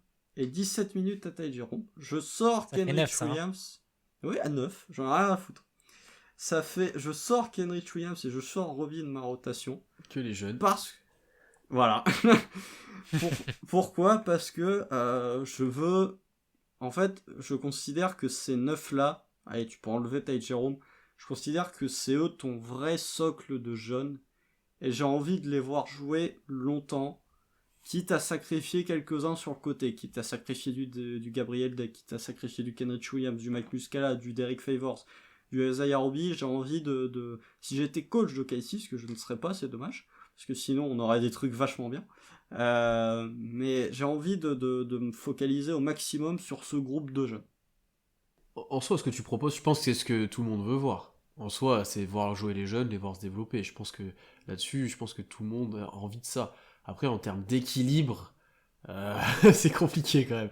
Je pense que c'est... Là, il a sorti de l'extrême. Oui, bien sûr. L'équilibre est très bien. l'équilibre est très bien. L'équilibre est très très bien, ça fait des line-up Théo Malédon, Treman, Ty Jerome, Shai Gilgeous-Alexander, ZRE. Je suis désolé, je trouve que c'est parfaitement équilibré entre l'attaque et la défense. Il n'y a pas de problème, je vois pas de quoi vous voulez parler. Non mais, en fait, c'est que si tu fais des rotations comme ça, tu t'es dans une optique de je fais jouer chez beaucoup au poste 3 et je fais jouer Dort pas mal au poste 3 aussi. Mais Oui, c'est tout testé et tout le monde progresse et voilà, mais pas de en win, fait- on s'en fout quoi. non, mais au moins, tu vois, de se dire. En fait, le vrai problème, c'est comme je l'ai dit tout à l'heure, c'est entre Théo Malédon, Treman et Ty Jerome, il y en a un qui est le maillon faible. Il y en a un qui va devoir partir au bout d'un moment. Donc, en fait, je préfère faire jouer les trois à un nombre raisonnable, voire quasi équivalent de minutes pour voir ce qu'ils valent, même si je place Malédon un peu au-dessus des deux autres, pour en gicler un, entre guillemets, en cours de saison et qu'il n'y en ait plus que deux qui se retrouvent avec plus de minutes. Mais en début de saison, j'ai envie de voir les trois pour vraiment juger, de savoir lequel des trois est le plus faible et lequel des trois doit quasiment plus avoir de minutes. Ce qui est logique. Vu que ce que Ty Jerome a donné, c'est quand même logique en fin de saison dernière. C'était intéressant, on a quand même quelques points différents. Bon, il y en a certains où on se rassemble assez facilement. Donc n'hésitez pas en commentaire ou autre à faire vos propres rotations. C'est assez intéressant aussi, il y a peut-être des trucs complètement différents. Je sais qu'on va avoir du Wiggins par exemple, ça c'est sûr. J'ai pas réussi à le caser. mentionné Moi. Krejci. Non, moi non plus, mais c'est sûr que... Krejci, Ouais, Krejci ça va être compliqué je pense quand même. On va passer maintenant à la dernière partie, l'espèce de quiz, prédiction, pronostic. Il y a un peu tout en même temps. T'as oublié les 5 aussi, hein. Non, parce qu'ils les 5 font partie des dedans, prédictions. c'est dedans. Les 5 font partie Ah, des tu prédictions. considères ça dans la prédiction. Ouais, bah tu vois, voilà, justement, la première catégorie, c'est les 5 majeurs. D'abord, on pronostique le 5 majeur qui débute la saison. Et je pense qu'on est d'accord tous les trois, chez Guidi, Dort, Beasley, Robbie. Ouais. Bah non, moi j'ai Favors. Enfin, oui, le premier match, ce sera sûrement Robbie, mais Bah voilà. quand je parlais de début de saison, c'était... Ah, voilà. Bah voilà, Bon, du coup, on a la même. C'est bien, tu as répondu à la question, bravo. On n'a pas trop de doutes avec la pré-saison, avec tout ce qui ressort dans les médias, etc. On a vraiment peu de doutes vis-à-vis de ça, je pense. Ce qui est plus intéressant, c'est le deuxième catégorie, c'est celui de fin de saison. J'ai chez Guidi, Dort, Poukou et Robbie. Oh. Ok. Tout pareil. Vous savez, pareil. Oh, les traîtres. Moi, j'ai chez Dort, Guidi, parce que je considère que c'est le 3. Ouais. Poukou et Beasley. Oh. Ouais, Isaiah ouais, Robbie, t'y il crois. sort du 5. Ok. Tu crois qu'il va être mis en 5? Beasley, J'attends ils en que ont ça, parlé un j'en ai petit marre. peu. Ouais. Si tu mets ils Isaiah en Robbie ont au parlé, poste, mais pas- si tu mets Isaiah Robbie au poste 5, je suis désolé, c'est pas déconnant et c'est loin d'être honteux. C'est moins une insulte envers ce sport qu'est le basket de mettre Darius Beasley titulaire au poste 5. Ouais, qu'Isaiah On c'est enregistrait Robbie. bien vrai que ça c'est s'il pareil. fait une grosse saison, Robbie, mais vraiment. Ah, une grosse saison, c'est quoi 9 points, 6 rebonds et 17 pertes de balles. Ah, Le line-up que l'on veut voir, donc là c'est plutôt... ça c'est funky ça. Ça c'est toujours bien. Là c'est les 5 joueurs qu'on a envie de voir ensemble sur le terrain. Constant, vas-y. Oh, tu veux vraiment avoir le plus funky Ouais. pour le début? Ça va être n'importe quoi. Alors, Treman, Shai Gilgeous-Alexander, Josh Giddey, Lugensdort et Poukou. Et j'ai vraiment hésité à faire un truc comme ça. J'ai dit non, je peux pas mettre Poco en 5 pour l'instant, si je peux pas. Alors en fait... Et donc du coup j'ai presque le même. J'ai juste JRE en 5 et pas Dort. Mais sinon c'est le même que j'ai. Alors en fait, je m'explique. Je dis pas que c'est un 5 majeur que je veux voir jouer 30 minutes par match. Je dis juste que la philosophie de Casey, c'est quand même ce positionless basketball, avec plein de ball handlers. T'as pas meilleur 5 en termes de positionless basketball que ce 5-là. Ouais, je suis d'accord. Et ça, c'est un truc qu'on a vu durant la bulle et qu'on a quasiment pas vu la saison dernière. Je veux voir des séquences où Gensdorf joue comme un poste 4, parce qu'il a le physique, il peut poser des écrans, il peut jouer comme un poste 4, et en fait, si t'as Treman et Shai Gilgeous-Alexander qui sont ta caution création individuelle, offensive, t'as Treman qui va envoyer des bombes de partout, et t'as Shai Gilgeous-Alexander qui va dominer. L'autre côté, t'as Josh Giddey et t'as Poukou qui vont créer pour les autres tout en étant capables de marquer. et t'as Lugensdorf qui va être ta caution catch and shoot plus défense. Et je ne dis pas que ça va être incroyablement compétitif comme 5, mais dans la philosophie actuelle du Thunder, c'est le meilleur 5 que tu peux avoir pour ce positionless basketball, et c'est aussi un 5, il faut pas se le cacher, qui serait particulièrement fun à regarder jouer. Parce que là, en termes de pace, t'irais très très vite, et en termes de création offensive, je pense que tu serais plus fou qu'avec un 5 où t'as Darius Bazley ou Isaiah Roby. Non, moi, je te rejoins complètement, hein. C'était dans le même esprit le mien, c'est juste que j'ai pas osé, pour un petit peu plus d'équilibre, encore une fois, j'ai dit c'est pas possible, donc j'ai mis JRE quand même au milieu, pour jouer ce rôle-là de poste 5, et j'ai enlevé Dort, mais les 4 autres restent les mêmes. Sanson, est-ce que t'as un truc un peu différent? Légèrement, mais c'est dans la même, enfin c'est le même esprit quand même. Moi j'ai Guidi chez Dort, j'ai Malédon à la place de Man par rapport à Constant pour un peu plus de défense et JRE à la place de Poku pour encore une fois un peu Ouais, plus de donc ça défense. ressemble C'est aussi. Je quand voulais même pas plus voir beaucoup dans équilibré. un 5, moi. Si, moi, il y est dans le mien. Ah, mais pas en poste 5. Non, non, Si, il mais est dans j'ai le tien, juste toi, mis un Pierre. Oui, line-up. oui, j'ai le même que toi, c'est juste Dort qui s'enlève pour JRE. Ah ouais, t'as enlevé Dort, tu veux pas avoir Dort dans un 5 Non, parce qu'en fait, je sais déjà ce qu'il va m'apporter. Je sais, c'est ça, j'ai déjà une certitude. C'est ça, c'était ça Ah mais aussi. JRE aussi. Oui, c'est pas faux. Mais au moins, il joue l'intérieur vraiment, quoi. Tu vois, c'est bon. Voilà. Toi, tu veux garder un Et moi, minimum de réalisme. je suis trop Moi, je habitué suis à la structure. expérimental, Ouais, moi. bah oui, voilà. Moi, je suis trop habitué à ce que ça soit un peu Ça n'existe structuré. plus, le basket structuré, Pierre, voyons. On va passer aux catégories individuelles maintenant. On vous a demandé de voter sur Twitter pour tout ça. Il y a eu pas mal de votes. Donc on va reprendre les résultats. D'abord, la surprise de l'année. J'avais mis dans le sondage JRE, Wiggins, Mann et éventuellement d'autres noms. C'est Treman qui a remporté le vote avec 39%, Wiggins 31%, JRE 23%. Moi, le mien n'est pas là-dedans. Je sais pas Moi non vous. plus. Moi non plus. Et ce Je Constant, vais vous faire hurler. et Moi. Constant, je pense pas non plus. Non, moi non plus. Euh, donc, pour parler un petit peu des rookies, moi, j'ai du mal à placer Giroud en surprise parce qu'on sait déjà vraiment ce qu'il va apporter. Après, il peut l'être dans le rôle, etc.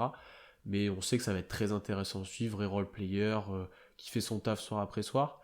Wiggins, bien sûr, le côté surprise parce que tous les contrats qui sortent un peu de nulle part, ça peut être un Lugensdorf du futur, un peu plus offensif peut-être, mais c'est peut-être la trajectoire qu'on peut lui souhaiter en tout cas. Et il y a Ça une peut grosse être le hype. meilleur Wiggins de la NBA très facilement. et grosse hype de la Summer League aussi, bien sûr, Wiggins. Et Treman qui est dans les surprises parce que peut-être que les gens ont plus beaucoup d'attentes après les premiers matchs et on serait surpris qu'il soit bon. C'est peut-être ça. Après, est-ce qu'on Oh peut là dire. là. Mais non, mais. Oh la méchanceté. Mais non, Moi, parce c'est que plus moi je le dis ça parce profil. que un mec. Parce que on l'a scouté, parce qu'il a été drafté quand même assez haut, parce que c'est vraiment une surprise s'il est un minimum bon, etc. Tu vois, moi je l'ai mis dans la catégorie, mais est-ce que ça sera vraiment une surprise? Ouais. Non, mais il est capable de faire des matchs où il va mettre plein de points et Alors d'être oui. amusant à voir jouer. Et du Alors, coup, ça va. peut-être que je C'est pour ça, je sous-estime pense ça. qu'il est mis Peut-être en surprise. ouais, peut-être que c'était ça que les gens voulaient dire. Peut-être. Je suis peut-être trop. Je Ouais, pense. ouais. Dites-moi du coup vos surprises à vous. Je me lance, je vais vous faire hurler. Moi, j'ai Malédon. En surprise. En J'ai surprise. Malédon en surprise. Ouais, Oh là là. on t'écoute. Parce que j'ai l'impression que tout le monde s'attend à la même chose en fait. Que il sort du banc. Enfin, que l'an dernier il était titulaire en l'occurrence, mais que là on s'attend à ce qu'il soit sur le banc et qu'il fasse la même chose. Que quand il touche le ballon, il la lâche. Qu'il prenne pas ses responsabilités.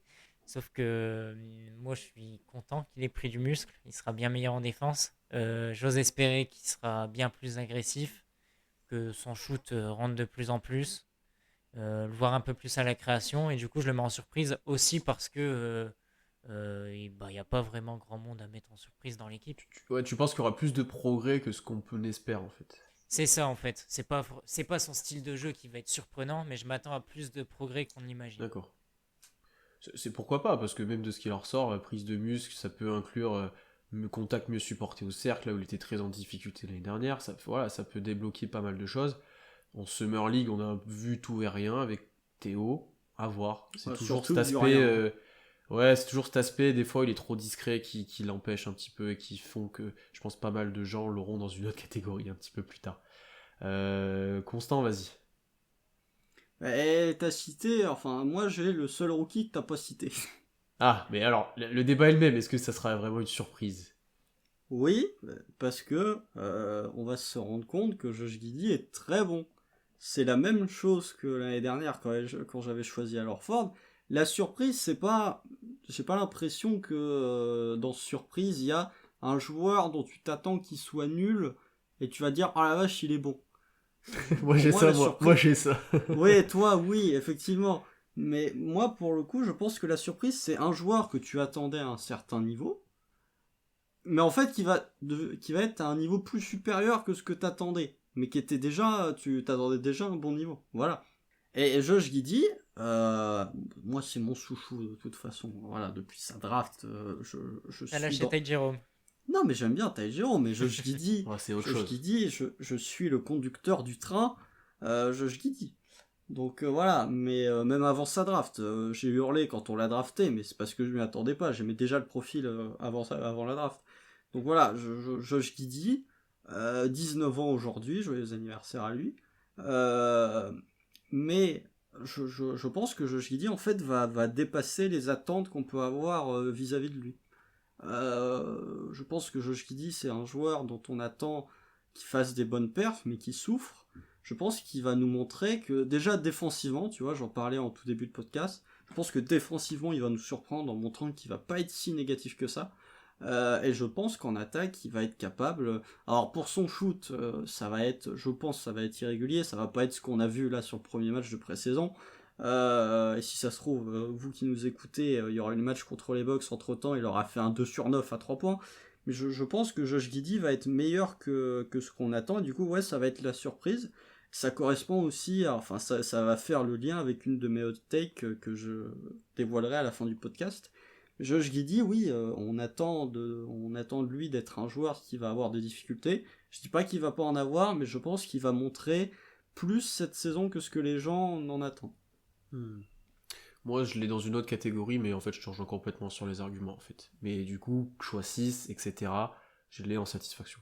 Je l'ai en... On a bien drafté, en fait, à la fin de la saison, tu vois. Donc, mais je te rejoins complètement dans ce que tu dis, et je pense que ce premier match a rassuré pas mal de monde, en fait, alors que...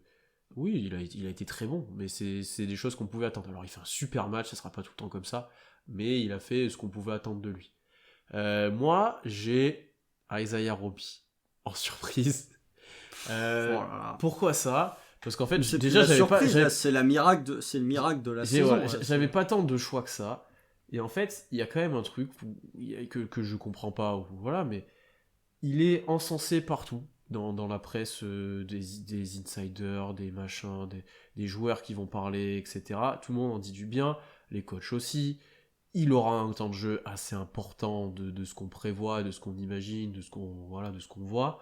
Il sera titulaire sûrement poste 5. Euh, L'année dernière, surtout la deuxième partie de saison, c'était très compliqué, mais on se souvient qu'en début d'année, parce qu'on n'avait pas tant d'attentes, il avait un petit peu surpris. Euh, Là, je me dis, je c'est possible que ça fonctionne mieux que je le pense en fait. C'est pas je sais pas comment le dire, j'ai pas forcément espoir que ça devienne un très voilà, bon joueur, on a même pas les mots pour savoir. mais je me dis Et on comprend pas, hein. je me dis ça peut mieux fonctionner que ce qu'on imagine en fait dans ce positionless basketball où il aura du ballon. Là, il y aura des joueurs quand même meilleurs que lui, donc il aura moins à driver, créer, etc. Il sera un peu plus dans le rôle qu'il avait en début de saison l'année dernière. J'attends de voir en fait, j'attends de voir, il y a d'énormes progrès à faire sur plein de choses, mais je le mets en surprise parce que je me dis, s'il fait une saison complète en tant que titulaire en poste 5 et qu'il montre que au moins il peut être une rotation NBA, je serais déjà très surpris. Donc Oui, je l'ai puis là. il peut pas être en déception. Voilà, je peux pas l'avoir en Donc, déception, je peux l'avoir qu'en surprise en fait, ni en ouais, c'est ça, on n'en satisfaction, attend rien. c'est Donc, vraiment je peux l'avoir que là. Donc c'est pour ça que je l'ai mis là, et je crois qu'il y avait quelqu'un d'autre qui l'avait cité sur Twitter, donc non, ça se tient. voilà, c'est pour ça que j'ai là. Parce que les rookies, je suis pas tant surpris. Voilà, j'ai dit, les dons, je pense pas. J'ai pas tant d'autres joueurs qui peuvent me surprendre en fait. La plupart, on sait à peu près. On sait, c'est dur à dire. Beaucoup, ce sera pas une surprise non plus s'il est bon. Donc voilà, c'est pour ça que je l'ai là. Moi, je m'apprête à sortir le même de Dewey. Je m'attendais à rien. Je Je suis suis quand même déçu. pour décrire la saison d'Isaiah Roby quand on en parlera au mois de mai de l'année prochaine. La déception de l'année maintenant. J'avais cité Darius Bazley, Poku, Josh Giddey, les autres en commentaire. Beasley a gagné assez facilement ce trophée-là, avec 67%, Poku 22%, très peu pour Guidi. En commentaire, on a eu quelques mal et non. Messieurs, qui avez-vous? Je pense que vous avez la même personne. Je suis dans les 2 tiers. Je suis comme la plèbe, je suis d'accord Ouais, avec la plèbe. là-dessus, voilà. C'est le moment de parler de Darius Beasley, je vous écoute. Non, mais comme tu le disais en début de podcast, Pierre, en fait, on sait pas trop ce que ça peut donner. J'ai l'impression qu'on commence à se perdre avec Beasley. On a vu qu'il défendait bien, mais que c'était pas extraordinaire. J'ai souvenir de match contre Zion où il se fait totalement bouffer. Bon, en même temps, c'est Zion. Ça arrive à des gens très bien. Et ça arrive à d'autres Ça gens. arrive à des gens en Mais, sortie de boîte aussi, tu vois, ça arrive. Physiquement, c'est physiquement, c'est compliqué. Euh,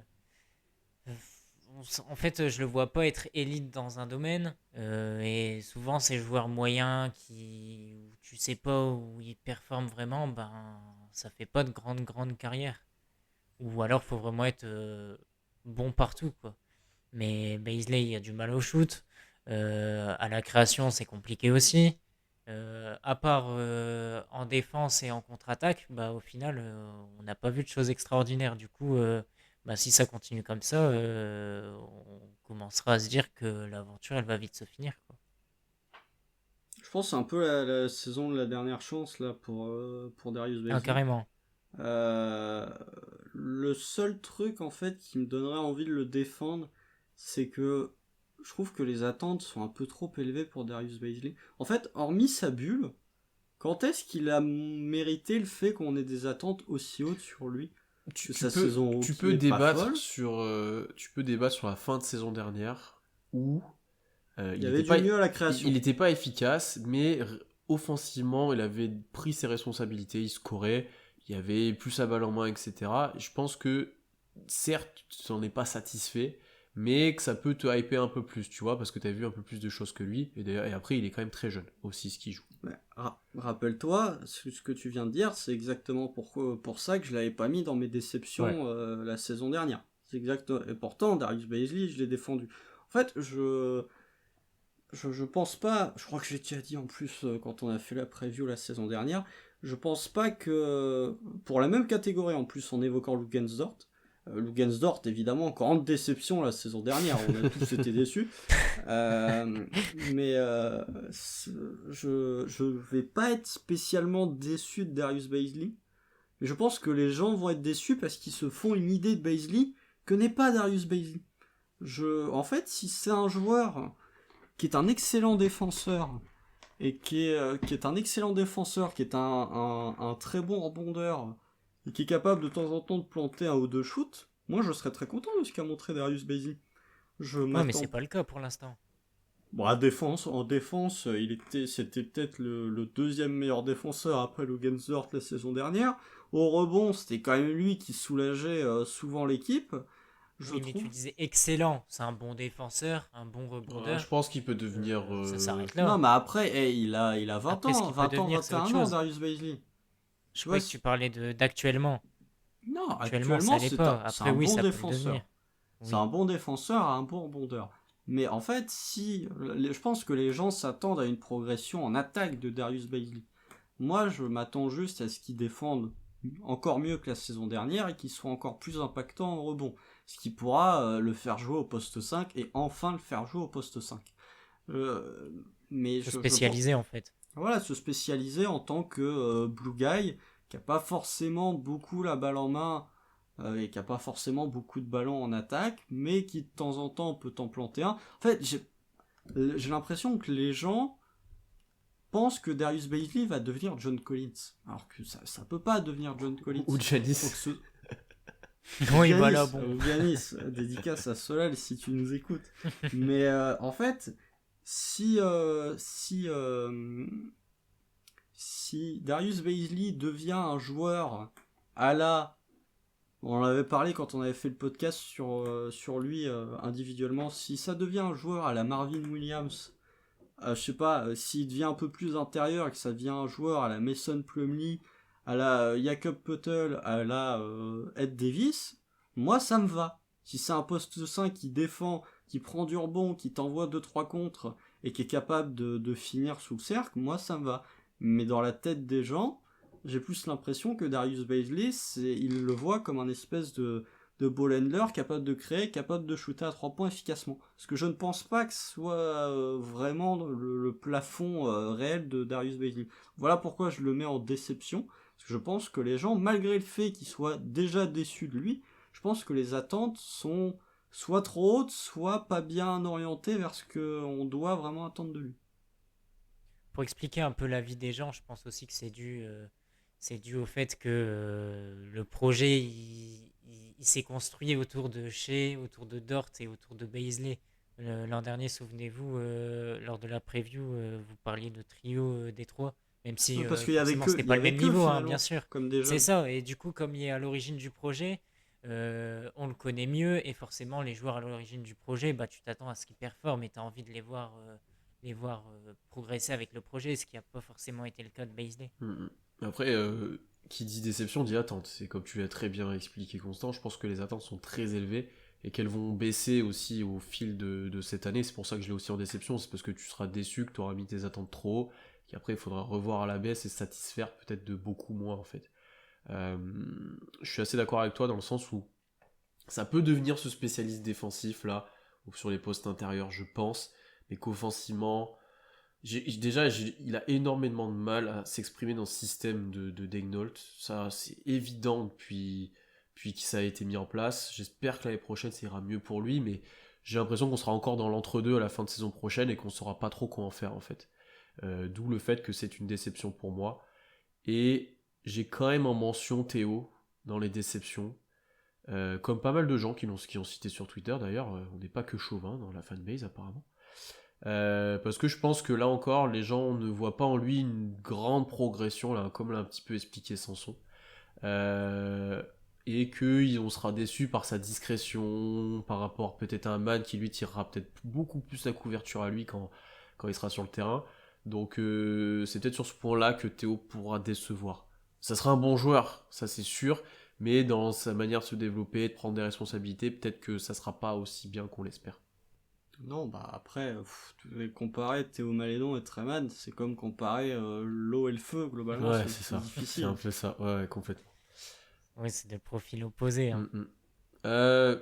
La satisfaction de l'année, maintenant, j'avais exclu chez Dort de cette catégorie parce que, enfin, même de toutes les catégories, parce qu'ils sont un peu ils sont un peu en dehors de l'effectif presque maintenant. J'avais cité Guidi, j'avais cité Poku, j'avais cité Beasley quand même parce que certaines personnes ont encore de l'espoir en lui. J'ai Beasley à 9%, Poku 25% et bien sûr Josh Giddey à 61%. Je suis de cet avis-là, pour les arguments qu'on a cités avant, je pense que il va faire une très bonne saison en fait, tout simplement, qui va montrer ce qu'on avait scouté, ce que les gens pouvaient espérer de lui en termes de passes, peut-être un petit peu de défense comme l'a dit Constant, que le tir sera là et pas trop là, mais qu'il y aura du... Ça sera pas André Robertson, il y aura du bien. Et que voilà, il fera des bons matchs. Et j'ai une petite hot take sur lui ensuite. Je pense que Constant a presque la même d'ailleurs. Mais voilà, moi je l'avais en satisfaction. Et j'ai quand même beaucoup que je pense va bien satisfaire. Là, je le sens bien. Je le sens bien, mon petit Ah, c'est mon Serbe là. pic. Je le sens bien. C'est ton pic? Ouais, c'est mon pic. Je pense que année 2 là de Poku, et il a mangé. Bon, les résultats sont Il a pas non pris. plus Il a pris. emballants. On est dur, il a Oui, pris, je mais pense. Ils sont peu visibles, ouais, non, mais il mais a pris, mais en même temps, faut voir d'où il part. Enfin, Bah je oui, veux dire, bien, moi bien aussi, je sûr. suis capable de prendre, mais je suis à coton-tige comme lui, donc il a pris, mais il reste encore frêle pour la majorité des joueurs NBA. Hmm. et Donc, Frel, t'es gentil. ouais, frêle, ouais, il est skinny, hein, globalement. Donc, voilà, il a pris vite fait. C'est bien, il fait du 120 kg au développé couché, on est content pour lui.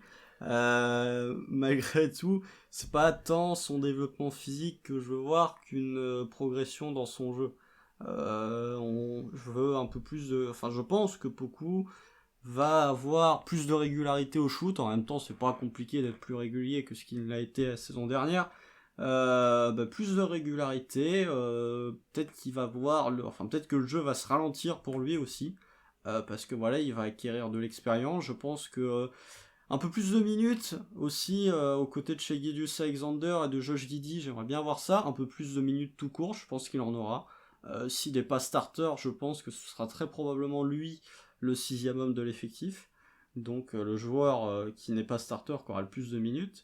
Donc voilà, ça va lui permettre de se développer. Je pense que sans être incroyable, je pense que Poku, on arrivera en fin de saison prochaine, on se dira ouais Poku, la marge de progression, il est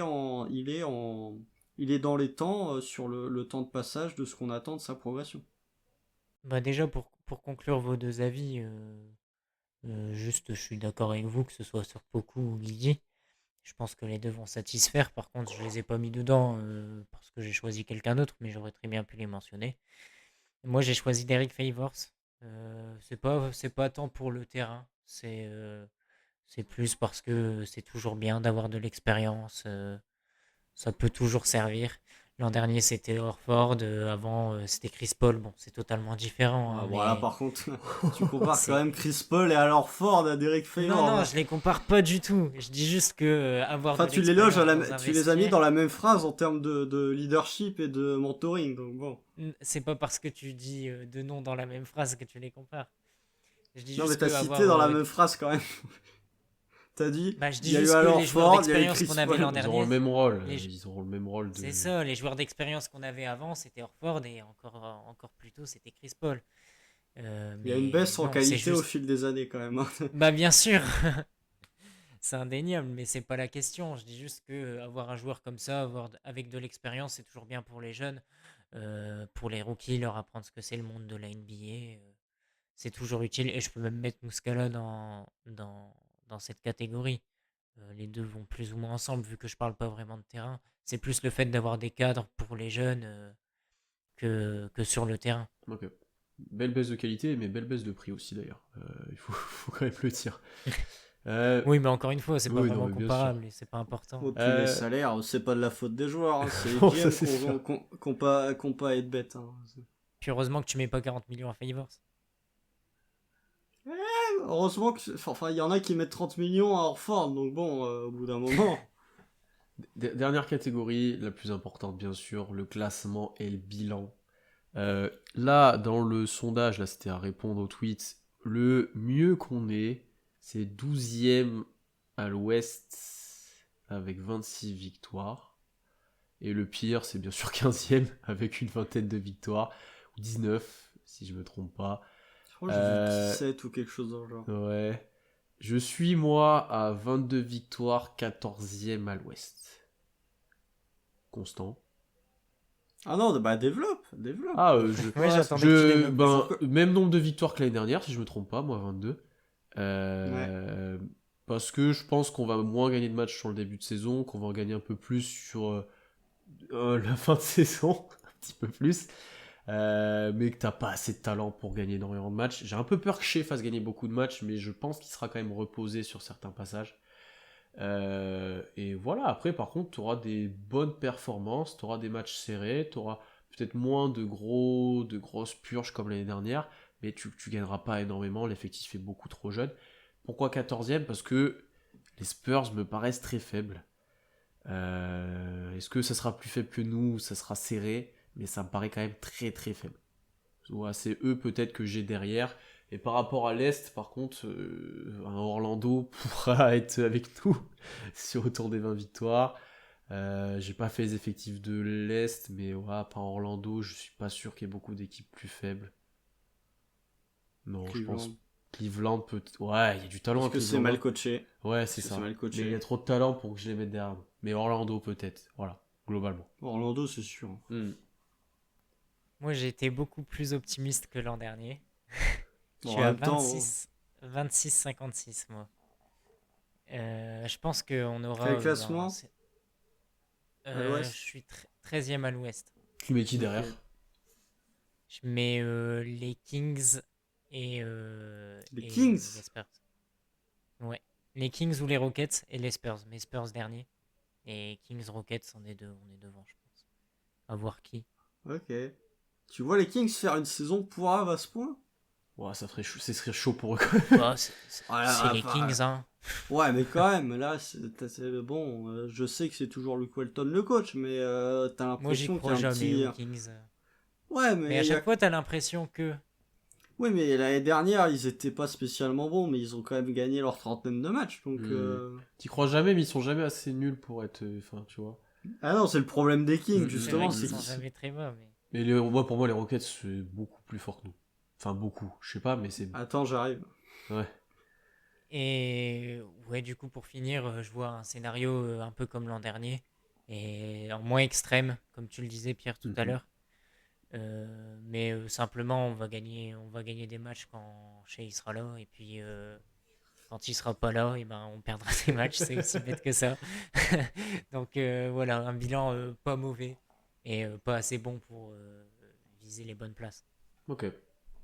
Et à l'Est, par contre, je mets le Magic derrière, et peut-être Cleveland, mais c'est à peu près tout. Alors. Ok, si a gagné combien de matchs l'année dernière? 22? En jouant 75 matchs? Bah non, 21, le dernier compte pas. Ouais, c'est vrai que le dernier compte pas. Bon, en jouant C'est vrai que en jouant 72 matchs, c'est vrai, ouais.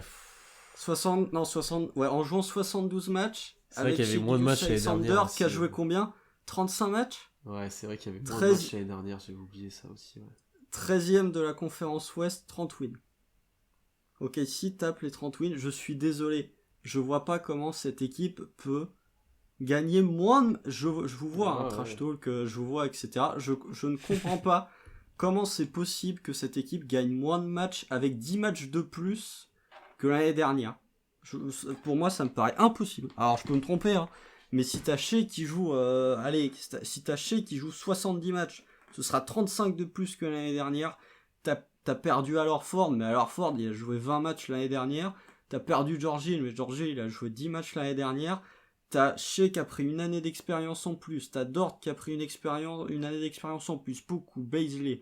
T'as les rookies. Josh Giddey, il va pas être mauvais. Derek Favors, il va apporter de temps en temps. Kenrich Williams, Dex, c'est pareil. Je vois pas comment cette équipe peut gagner quasi autant de matchs, voire moins que la saison dernière. Donc c'est pour ça que je leur donne 30 matchs. Et comme je l'ai dit en début, milieu de podcast, OKC va toujours gagner. Déjà, Shea va te rendre trop fort pour être dans les profondeurs de l'Ouest. Même si 13ème t'es bas, mais voilà, pour moi c'est 30 wins. T'as des victoires que tu vas gagner dans le clutch. T'as des matchs que tu vas gagner parce que tu vois, comme t'as dit Sanson, les Kings, OKC sera mieux coaché que les Kings. Donc tu vas avoir des wins comme ça. Donc ouais, pour moi, OKC va... Alors c'est peut-être un poil trop optimiste, je pense qu'on sera plus aux alentours de 27-28. Mais je trouve ça vraiment trop pessimiste de dire 22 matchs alors que t'en joues 10 de plus et que Shea va potentiellement en jouer 30 de plus. C'est pas Voilà, pessimiste si t'espères les défaites. Oui, mais je pense que personne n'espère Non. les défaites. Bah, moi, je t'avoue que je préfère finir à 22 15e que à 30 wins et 13e, hein, je te le dis direct. Hein. Ça dépend. Ouah, Ouais. Mais il y a la loterie encore une fois. Oui, il y a la loterie, mais ouais, t'as quand même plus de Donc chance. voilà. Et après, C'est sûr. pour le coup, je suis d'accord avec toi sur ce que t'as dit en fait. C'est peut-être ce que j'espère avoir moins de wins, mais je suis d'accord avec toi sur le principe que déjà j'avais oublié qu'il y avait eu moins de matchs la saison dernière, mais forcément. Ouais, il ça y a eu va 10 jouer. matchs de moins. Ouais, déjà forcément ça va jouer.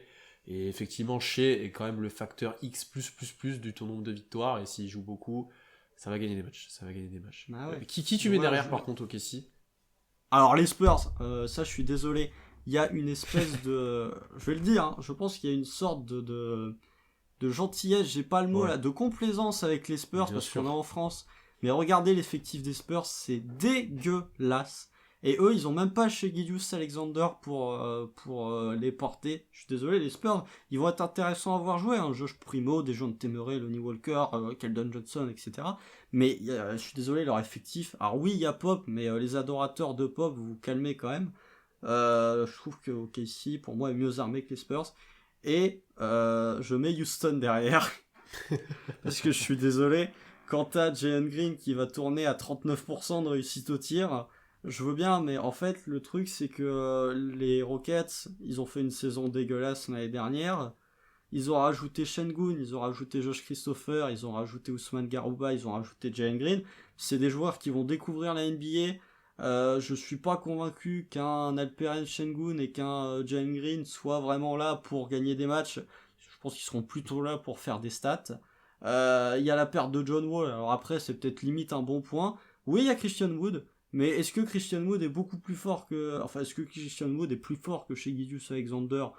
Je me pose la question. Christian Wood était quand même dans 2-3 rumeurs de trade au moment de la draft, ce qui montre que les Rockets sont peut-être conscients du potentiel limité, même si c'est un bon joueur, du potentiel limité, du plafond limité, je devrais dire, de Christian Wood. Donc voilà, Houston, j'ai pas vu non plus des matchs où c'était particulièrement bien coaché de la part de Silas. Donc non, moi je mets Houston derrière. Alors ça, c'est un petit peu aussi pour me moquer de la hype des fans de Houston, mais, Non, mais moi, j'attends. je pense qu'ils seront pas bons, mais je les mets pas derrière nous. Il y a trop de joueurs. Tu vois, tu parlais de joueurs confirmés, ils en ont quand même, hein. Plus que nous. Hein. Ils ont qui? DJ Augustine, Eric Gordon, Daniel House, Daniel Mais Tice. ça va partir ça. Bah pour l'instant ça Ça joue va si tu partir veux. très vite. Ah, Non mais ça voir. va jouer, ça va jouer. Un Ça va David faire- Mwaba est quand même. C'est un joueur NBA, t'as. Ça David dépend comment il. Noah. C'est sûr que ça dépend comment il dégraisse. Ça, je suis d'accord avec toi. Mais pour Bah l'instant. oui. Et est-ce que même s'ils sont là, ils jouent? Ouais, si. Pour moi, ça va pas. Bah oui, jouer ils vont plus pas que jouer. ça. Ah, je Ils suis vont pas si pas sûr. tous Tu jouer, penses en vraiment, tout toi? Ah ouais, et Eric Gordon, t'as vu le niveau d'Eric Gordon la saison Non, dernière? Eric Gordon, hein, c'est le plus mauvais même Eric exemple. Gordon, hein. C'est le mauvais exemple, Eric Gordon. Mais un Tice, par exemple, peut-être vachement. Ouais, Et dans Tice, des il va équipes comme ça, t'apporter c'est quoi? tous le mauvais exemple. Bah, Et t'as pas envie de les faire chez jouer, nous, ils il ont est pas envie de bien jouer. plus fort que tous nos pivots déjà. En vrai. Ouais, non, mais Après, il va c'est t'apporter, pas un débat Houston, hein. Mais Le moi, je win considère. share de Daniel Tice, il a 1,5 sur une saison. Quoi. Et encore. C'est pas le débat Houston, mais moi, quand je regarde leur roster, il est quand même bien plus fourni que le nôtre pour l'instant. À voir après comment mais ça t'as joue. Plus expérimenté. Voilà, après. T'as la peu hype plus fourni, aussi. Tous les étés, t'as des effectifs où tu regardes, tu fais ah, ça c'est intéressant. Ah Puis non, au final, mais ça clique pas. ça fait pas plus que 12ème. Mais c'est meilleur que nous. Je sais pas. Moi, je peux vous dire, j'attends le deuxième match de saison régulière là contre Houston à domicile. Je crois que c'est le premier match de Houston, en plus, si je dis pas de conneries. T'as Jalen Green qui va se retrouver face à Lugensdorf, je peux vous dire, celui-là, je l'attends tout Ah, particulièrement. celui-là, il va être drôle. Celui-là, il va être incroyable, mais la rivalité Houston-OKC, même dans le tanking. Et ouais, et ne pas oublier aussi, supposons que Houston soit au-dessus, ne pas oublier qu'il y a toujours, à chaque saison, une équipe que tu attends à un certain niveau qui font une saison de merde. Il y a 2 ans, les Warriors, l'année dernière, les Rockets. T'es pas à l'abri qu'il y ait une équipe, je sais pas, j'ai envie de dire Memphis, mais c'est méchant parce qu'ils sont bons. Non, mais ouais. tu vois, Memphis a quand même fait un pas en arrière. Hein. Avec le trade de Jonas Valanciunas, ils ont fait un petit pas de côté, donc t'es pas, je sais pas, les Wolves, si ça marche pas pour la 35e fois consécutive. Ah bah là, ce serait inquiétant. Donc Et voilà. inversement, t'as toujours des surprises. Et t'as toujours des surprises, donc voilà. Et à 13e donc de la conférence Ouest, ou 14e, allez, 14e si vous voulez. Bon, en tout cas, je refuse de mettre les Spurs devant nous. Et à l'Est, Orlando pour moi sera la pire équipe NBA de toute la ligue. Je pense qu'Orlando, Je suis d'accord. ça va être catastrophique. Même s'ils vont être rigolos à avoir joué, hein, ça va quand même être assez catastrophique. Je surveille Cleveland parce que Cleveland, ok, il y a du talent, mais c'est quand même particulièrement mal coaché. Il suffit de voir les matchs de pré-saison pour voir que Colin Sexton, c'est incroyable, c'est que t'arrives en fin de saison, tu te dis il a progressé, t'arrives en pré-saison de la saison d'après, tu te dis merde, il a encore régressé. Voilà, c'est mal coaché. Attention à Détroit aussi. Détroit, j'aime bien Kate Cunningham, mais c'est quand même pas foufou en termes d'effectifs. Alors ils jouent dans la conférence S, ça va les aider, mais ça reste pas la folie non plus. Attention à Washington aussi. Attention à Washington, si Bradley Beal commence à être blessé, ou s'il commence à en avoir marre, attention à Washington qui peut vite descendre. Donc voilà, je pense qu'OKC sera dans le bottom 5 des pires bilans, mais sera pas dans le bottom 3. Pour conclure cet arc bilan. Juste Maintenant pour que t'as cité finir, toutes les équipes, c'est bon. conclure. T'inquiète pas.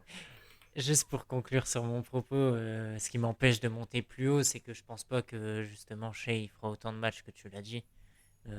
J'imagine que ce sera plus du 60 matchs que du 70. Et du coup, Ça c'est fait qui déjà m'empêche 25 de plus que l'année dernière. Oui, bien sûr, mais c'est ça qui m'empêche de monter jusque 30 et d'être plutôt à 26. Mais sinon, je pense à peu près comme toi que ce sera mieux que l'an dernier. Ok. On passe maintenant à la dernière partie, les hot takes. Là, c'est le moment où on se mouille un petit peu, où on dit n'importe quoi, faut le dire, ça marche jamais. Des fois on n'est pas loin, mais ça marche rarement. C'est nos takes un peu shot, c'est nos prévisions qui vont pas arriver, mais qu'on a un petit espoir quand même. Je vais commencer. J'ai pas été le plus inspiré là, c'est pour ça que je vous laisserai finir. Pour moi, il y aura 2 joueurs différents qui feront un triple-double cette saison au sein du Toi, roster. t'as un truc avec les triples. Ouais, bah je suis... Ouais, tous les ans, Enfin, tu vois ça. ouais, le triple-double, j'aime bien, ça me fait rire. En même temps, t'es fan de Westbrook. Voilà. 2 joueurs différents, Guidi, Shea, beaucoup. T'avais déjà la même prédit l'année dernière. Non, pour les c'était Shea en triples de triple-double, Shea, hein. ouais. Mais là, je me dis cette année, peut-être, voilà. Guidi, je suis sûr qu'il va en faire un. Je suis certain. Et c'est le deuxième que j'ai un peu plus de mal à trouver. C'est quand c'est ça. Hein. Ah mais ouais, franchement, je C'est le serais pas hot take, surpris qu'il en fasse un. Pas surpris, mais sûr. J'ai failli mettre en tête Guidi aura le plus de triple-double chez tous les rookies cette saison, donc j'étais Ouais. pas loin. Hein. En fait, la problématique, c'est que pour faire des passifs, il faut que les mecs marquent à côté, et c'est un peu compliqué. Aïe. Ça c'est dur ça. Ouais, Il se fait des passes à lui-même, mais. c'est un peu ça. Faut qu'il en fasse 9 hachés. Il fait 9 passes hachées, la dernière à JRE, il est tranquille. La deuxième take, c'est qu'on aura 4 joueurs à plus de 15 points de moyenne l'année prochaine. Ouf. Celle-là, Combien 4 joueurs. Oh, celle-là.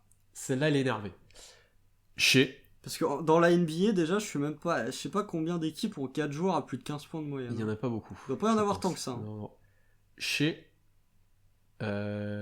Dort, beaucoup. Et c'est la question. Je vois pas Guidi être déjà à 15. Un Beasley qui a pas mal de tirs, mais est-ce qu'il sera assez régulier? C'est le dernier qui m'embête et c'est ça. Tirs pris. Ouais. C'est le dernier, en fait c'est le quatrième qui m'embête et c'est ça qui fait que la take est intéressant parce que sinon 3 ça se fait et 4 ça devient un peu Rayman. plus drôle. Donc j'attends de voir, mais j'ai Théo je pense pas, Man faudrait qu'il soit très énervé. À voir, mais j'y crois. Il y en a bien un qui va pop-up là, c'est sûr. C'est ça, mes takes pour voilà, sont ce qu'elles sont. Mais c'est peu probable que ça arrive, effectivement. Sanson, Allez, tu je veux me y aller lance. Vas-y. Moi j'en ai un, mais c'est tout combiné, sinon ça marche pas, en fait. Du coup, j'ai Donc il fait un combiné, il s'est cru sur... Il nous a fait un pari sportif là. Ouais. j'ai Dort en All Defensive, First Team, j'ai Shea en All-Star et All NBA Team. Les 3 combinés. Oh non mais C'est là un on va take. là, on va en playoff là. Oh, ah bah là oui par contre, chez en Bah NBA, là, justement, solide. Hein. Dans Parce que là ce si scénario, t'as t'es chez dans All le play-in, en fait. NBA, ça veut dire qu'il fait partie des 6 meilleurs guards sur la saison. Hein. Ouais. Globalement. Et qu'il a le méga max après en plus, non? Ouais, et qu'il a le méga max. Là, t'es dans le play-in, dans le... Ah là t'es où là? Ah bah là t'es Là tu gagnes pas 20 matchs là. Ah non là c'est sûr. Non, bien sûr, là, tu gagnes pas 20 matchs. C'est pour ça que en off, je disais que mon bilan et mes hot takes, ils étaient pas du tout... Ouais c'est vrai. Ok, bon coordonnées. bah celle-là elle est haute. Hein. Ah, Celle-là, elle est haute. c'est presque aussi fou que Soel qui nous avait dit que Baisley allait faire une courbe à la Janice, game. saison 2 ou 3, ouais, effectivement. Aïe. Vas-y Constant. Bon, fallait se prêter au jeu. C'est la première fois que je le fais. Fallait que... Ah mais tu les as posés sur la table, c'est bien. Moi j'en ai 3, bon Sanson m'en a piqué une puisque moi j'ai Dort dans une All Defensive, pas dans la première. Pour Est-ce moi, que il c'est une sera- hot takes? Je sais pas, mais... Bah, quand Attends, tu vois l'année vas-y. dernière sur Ouais, le c'est take, vrai. voilà. Oui c'est vrai, ouais, c'est vrai. Josh Giddey dans le top 3 pour le Rookie of the Year. Ouh. Et je viens de la changer à l'instant. T'avais mis top Parce 5? que j'avais dit dans une des rookies, dans une des All Rookies, mais Ouais, comme ça se fait, ça. comme t'as dit hot take, allez, top All- 3 finalistes Rookie of the Year avec Jalen Green et Kate Cunningham. Tu vois, Propre. c'est peut-être Non, un peu propre. trop élevé, mais c'est peut-être un peu trop élevé, mais J'aurais voilà. dit top 5 Et- moi, mais vas-y. Ouais, allez, top 5. Je change, mais parce que je l'ai fait en direct, donc je m'autorise le droit de changer top 5. Mais du coup, ça veut dire qu'il est dans la First All Rookie Team. Donc voilà. Et le dernier, parce qu'on en a pas beaucoup parlé, lui. Minimum 3 matchs à plus de 30 points pour Treman cette saison. Parce que lui, il a bien le profil de torche humaine. Bah ouais. Et que s'il y a un match où... lui, par contre, les tirs, il va les prendre, hein, globalement. Même s'il les rentre pas, il va les prendre. Lui, il suffit Ah, c'est pas qu'il- mal aidant. Voilà, c'est pas Malédon, c'est exactement à lui que je pensais. Suffit que Treman il soit dans une soirée où il est un peu chaud, il va te faire les 30 points tranquilles, et je pense qu'il y a 3 matchs sur 82 où il va être un peu chaud. Donc ouais, minimum 3 matchs à plus de 30 points pour Treman. Voilà, il faut séquencer ça. Et on refera le bilan dans un an. À l'année prochaine. On va interrompre là, on arrive aux 2 heures de podcast. Messieurs, merci beaucoup pour cette preview. On a été très complet, ça a été assez long. Donc si vous avez écouté jusque-là, merci. Suivez-nous partout, tous les réseaux sociaux, sur YouTube, sur toutes les plateformes d'écoute. N'hésitez pas à mettre 5 étoiles sur Apple Podcast. On se retrouve dès la semaine prochaine pour un live spécial FAQ de pré-saison. De pré-saison. Vous aurez plus de questions parce qu'on a tout voilà, couvert. c'est ça. FAQ preview, donc on répondra à toutes vos questions sur la saison à venir, voilà, un peu sur tout ce qu'il y a à faire. Ce sera notre retour sur Twitch, ça fait un moment Twitch, hein. Et en plus il y a pas mal de choses qui ont changé sur Twitch en plus apparemment. Donc on va voir comment ça se passe. On se retrouve. Faut changer le mot de passe. Ouais, c'est ça. Ouais, faut changer le mot de passe effectivement. On se retrouve très vite, donc suivez-nous partout. Et sur ce, à bientôt, à la semaine prochaine, salut.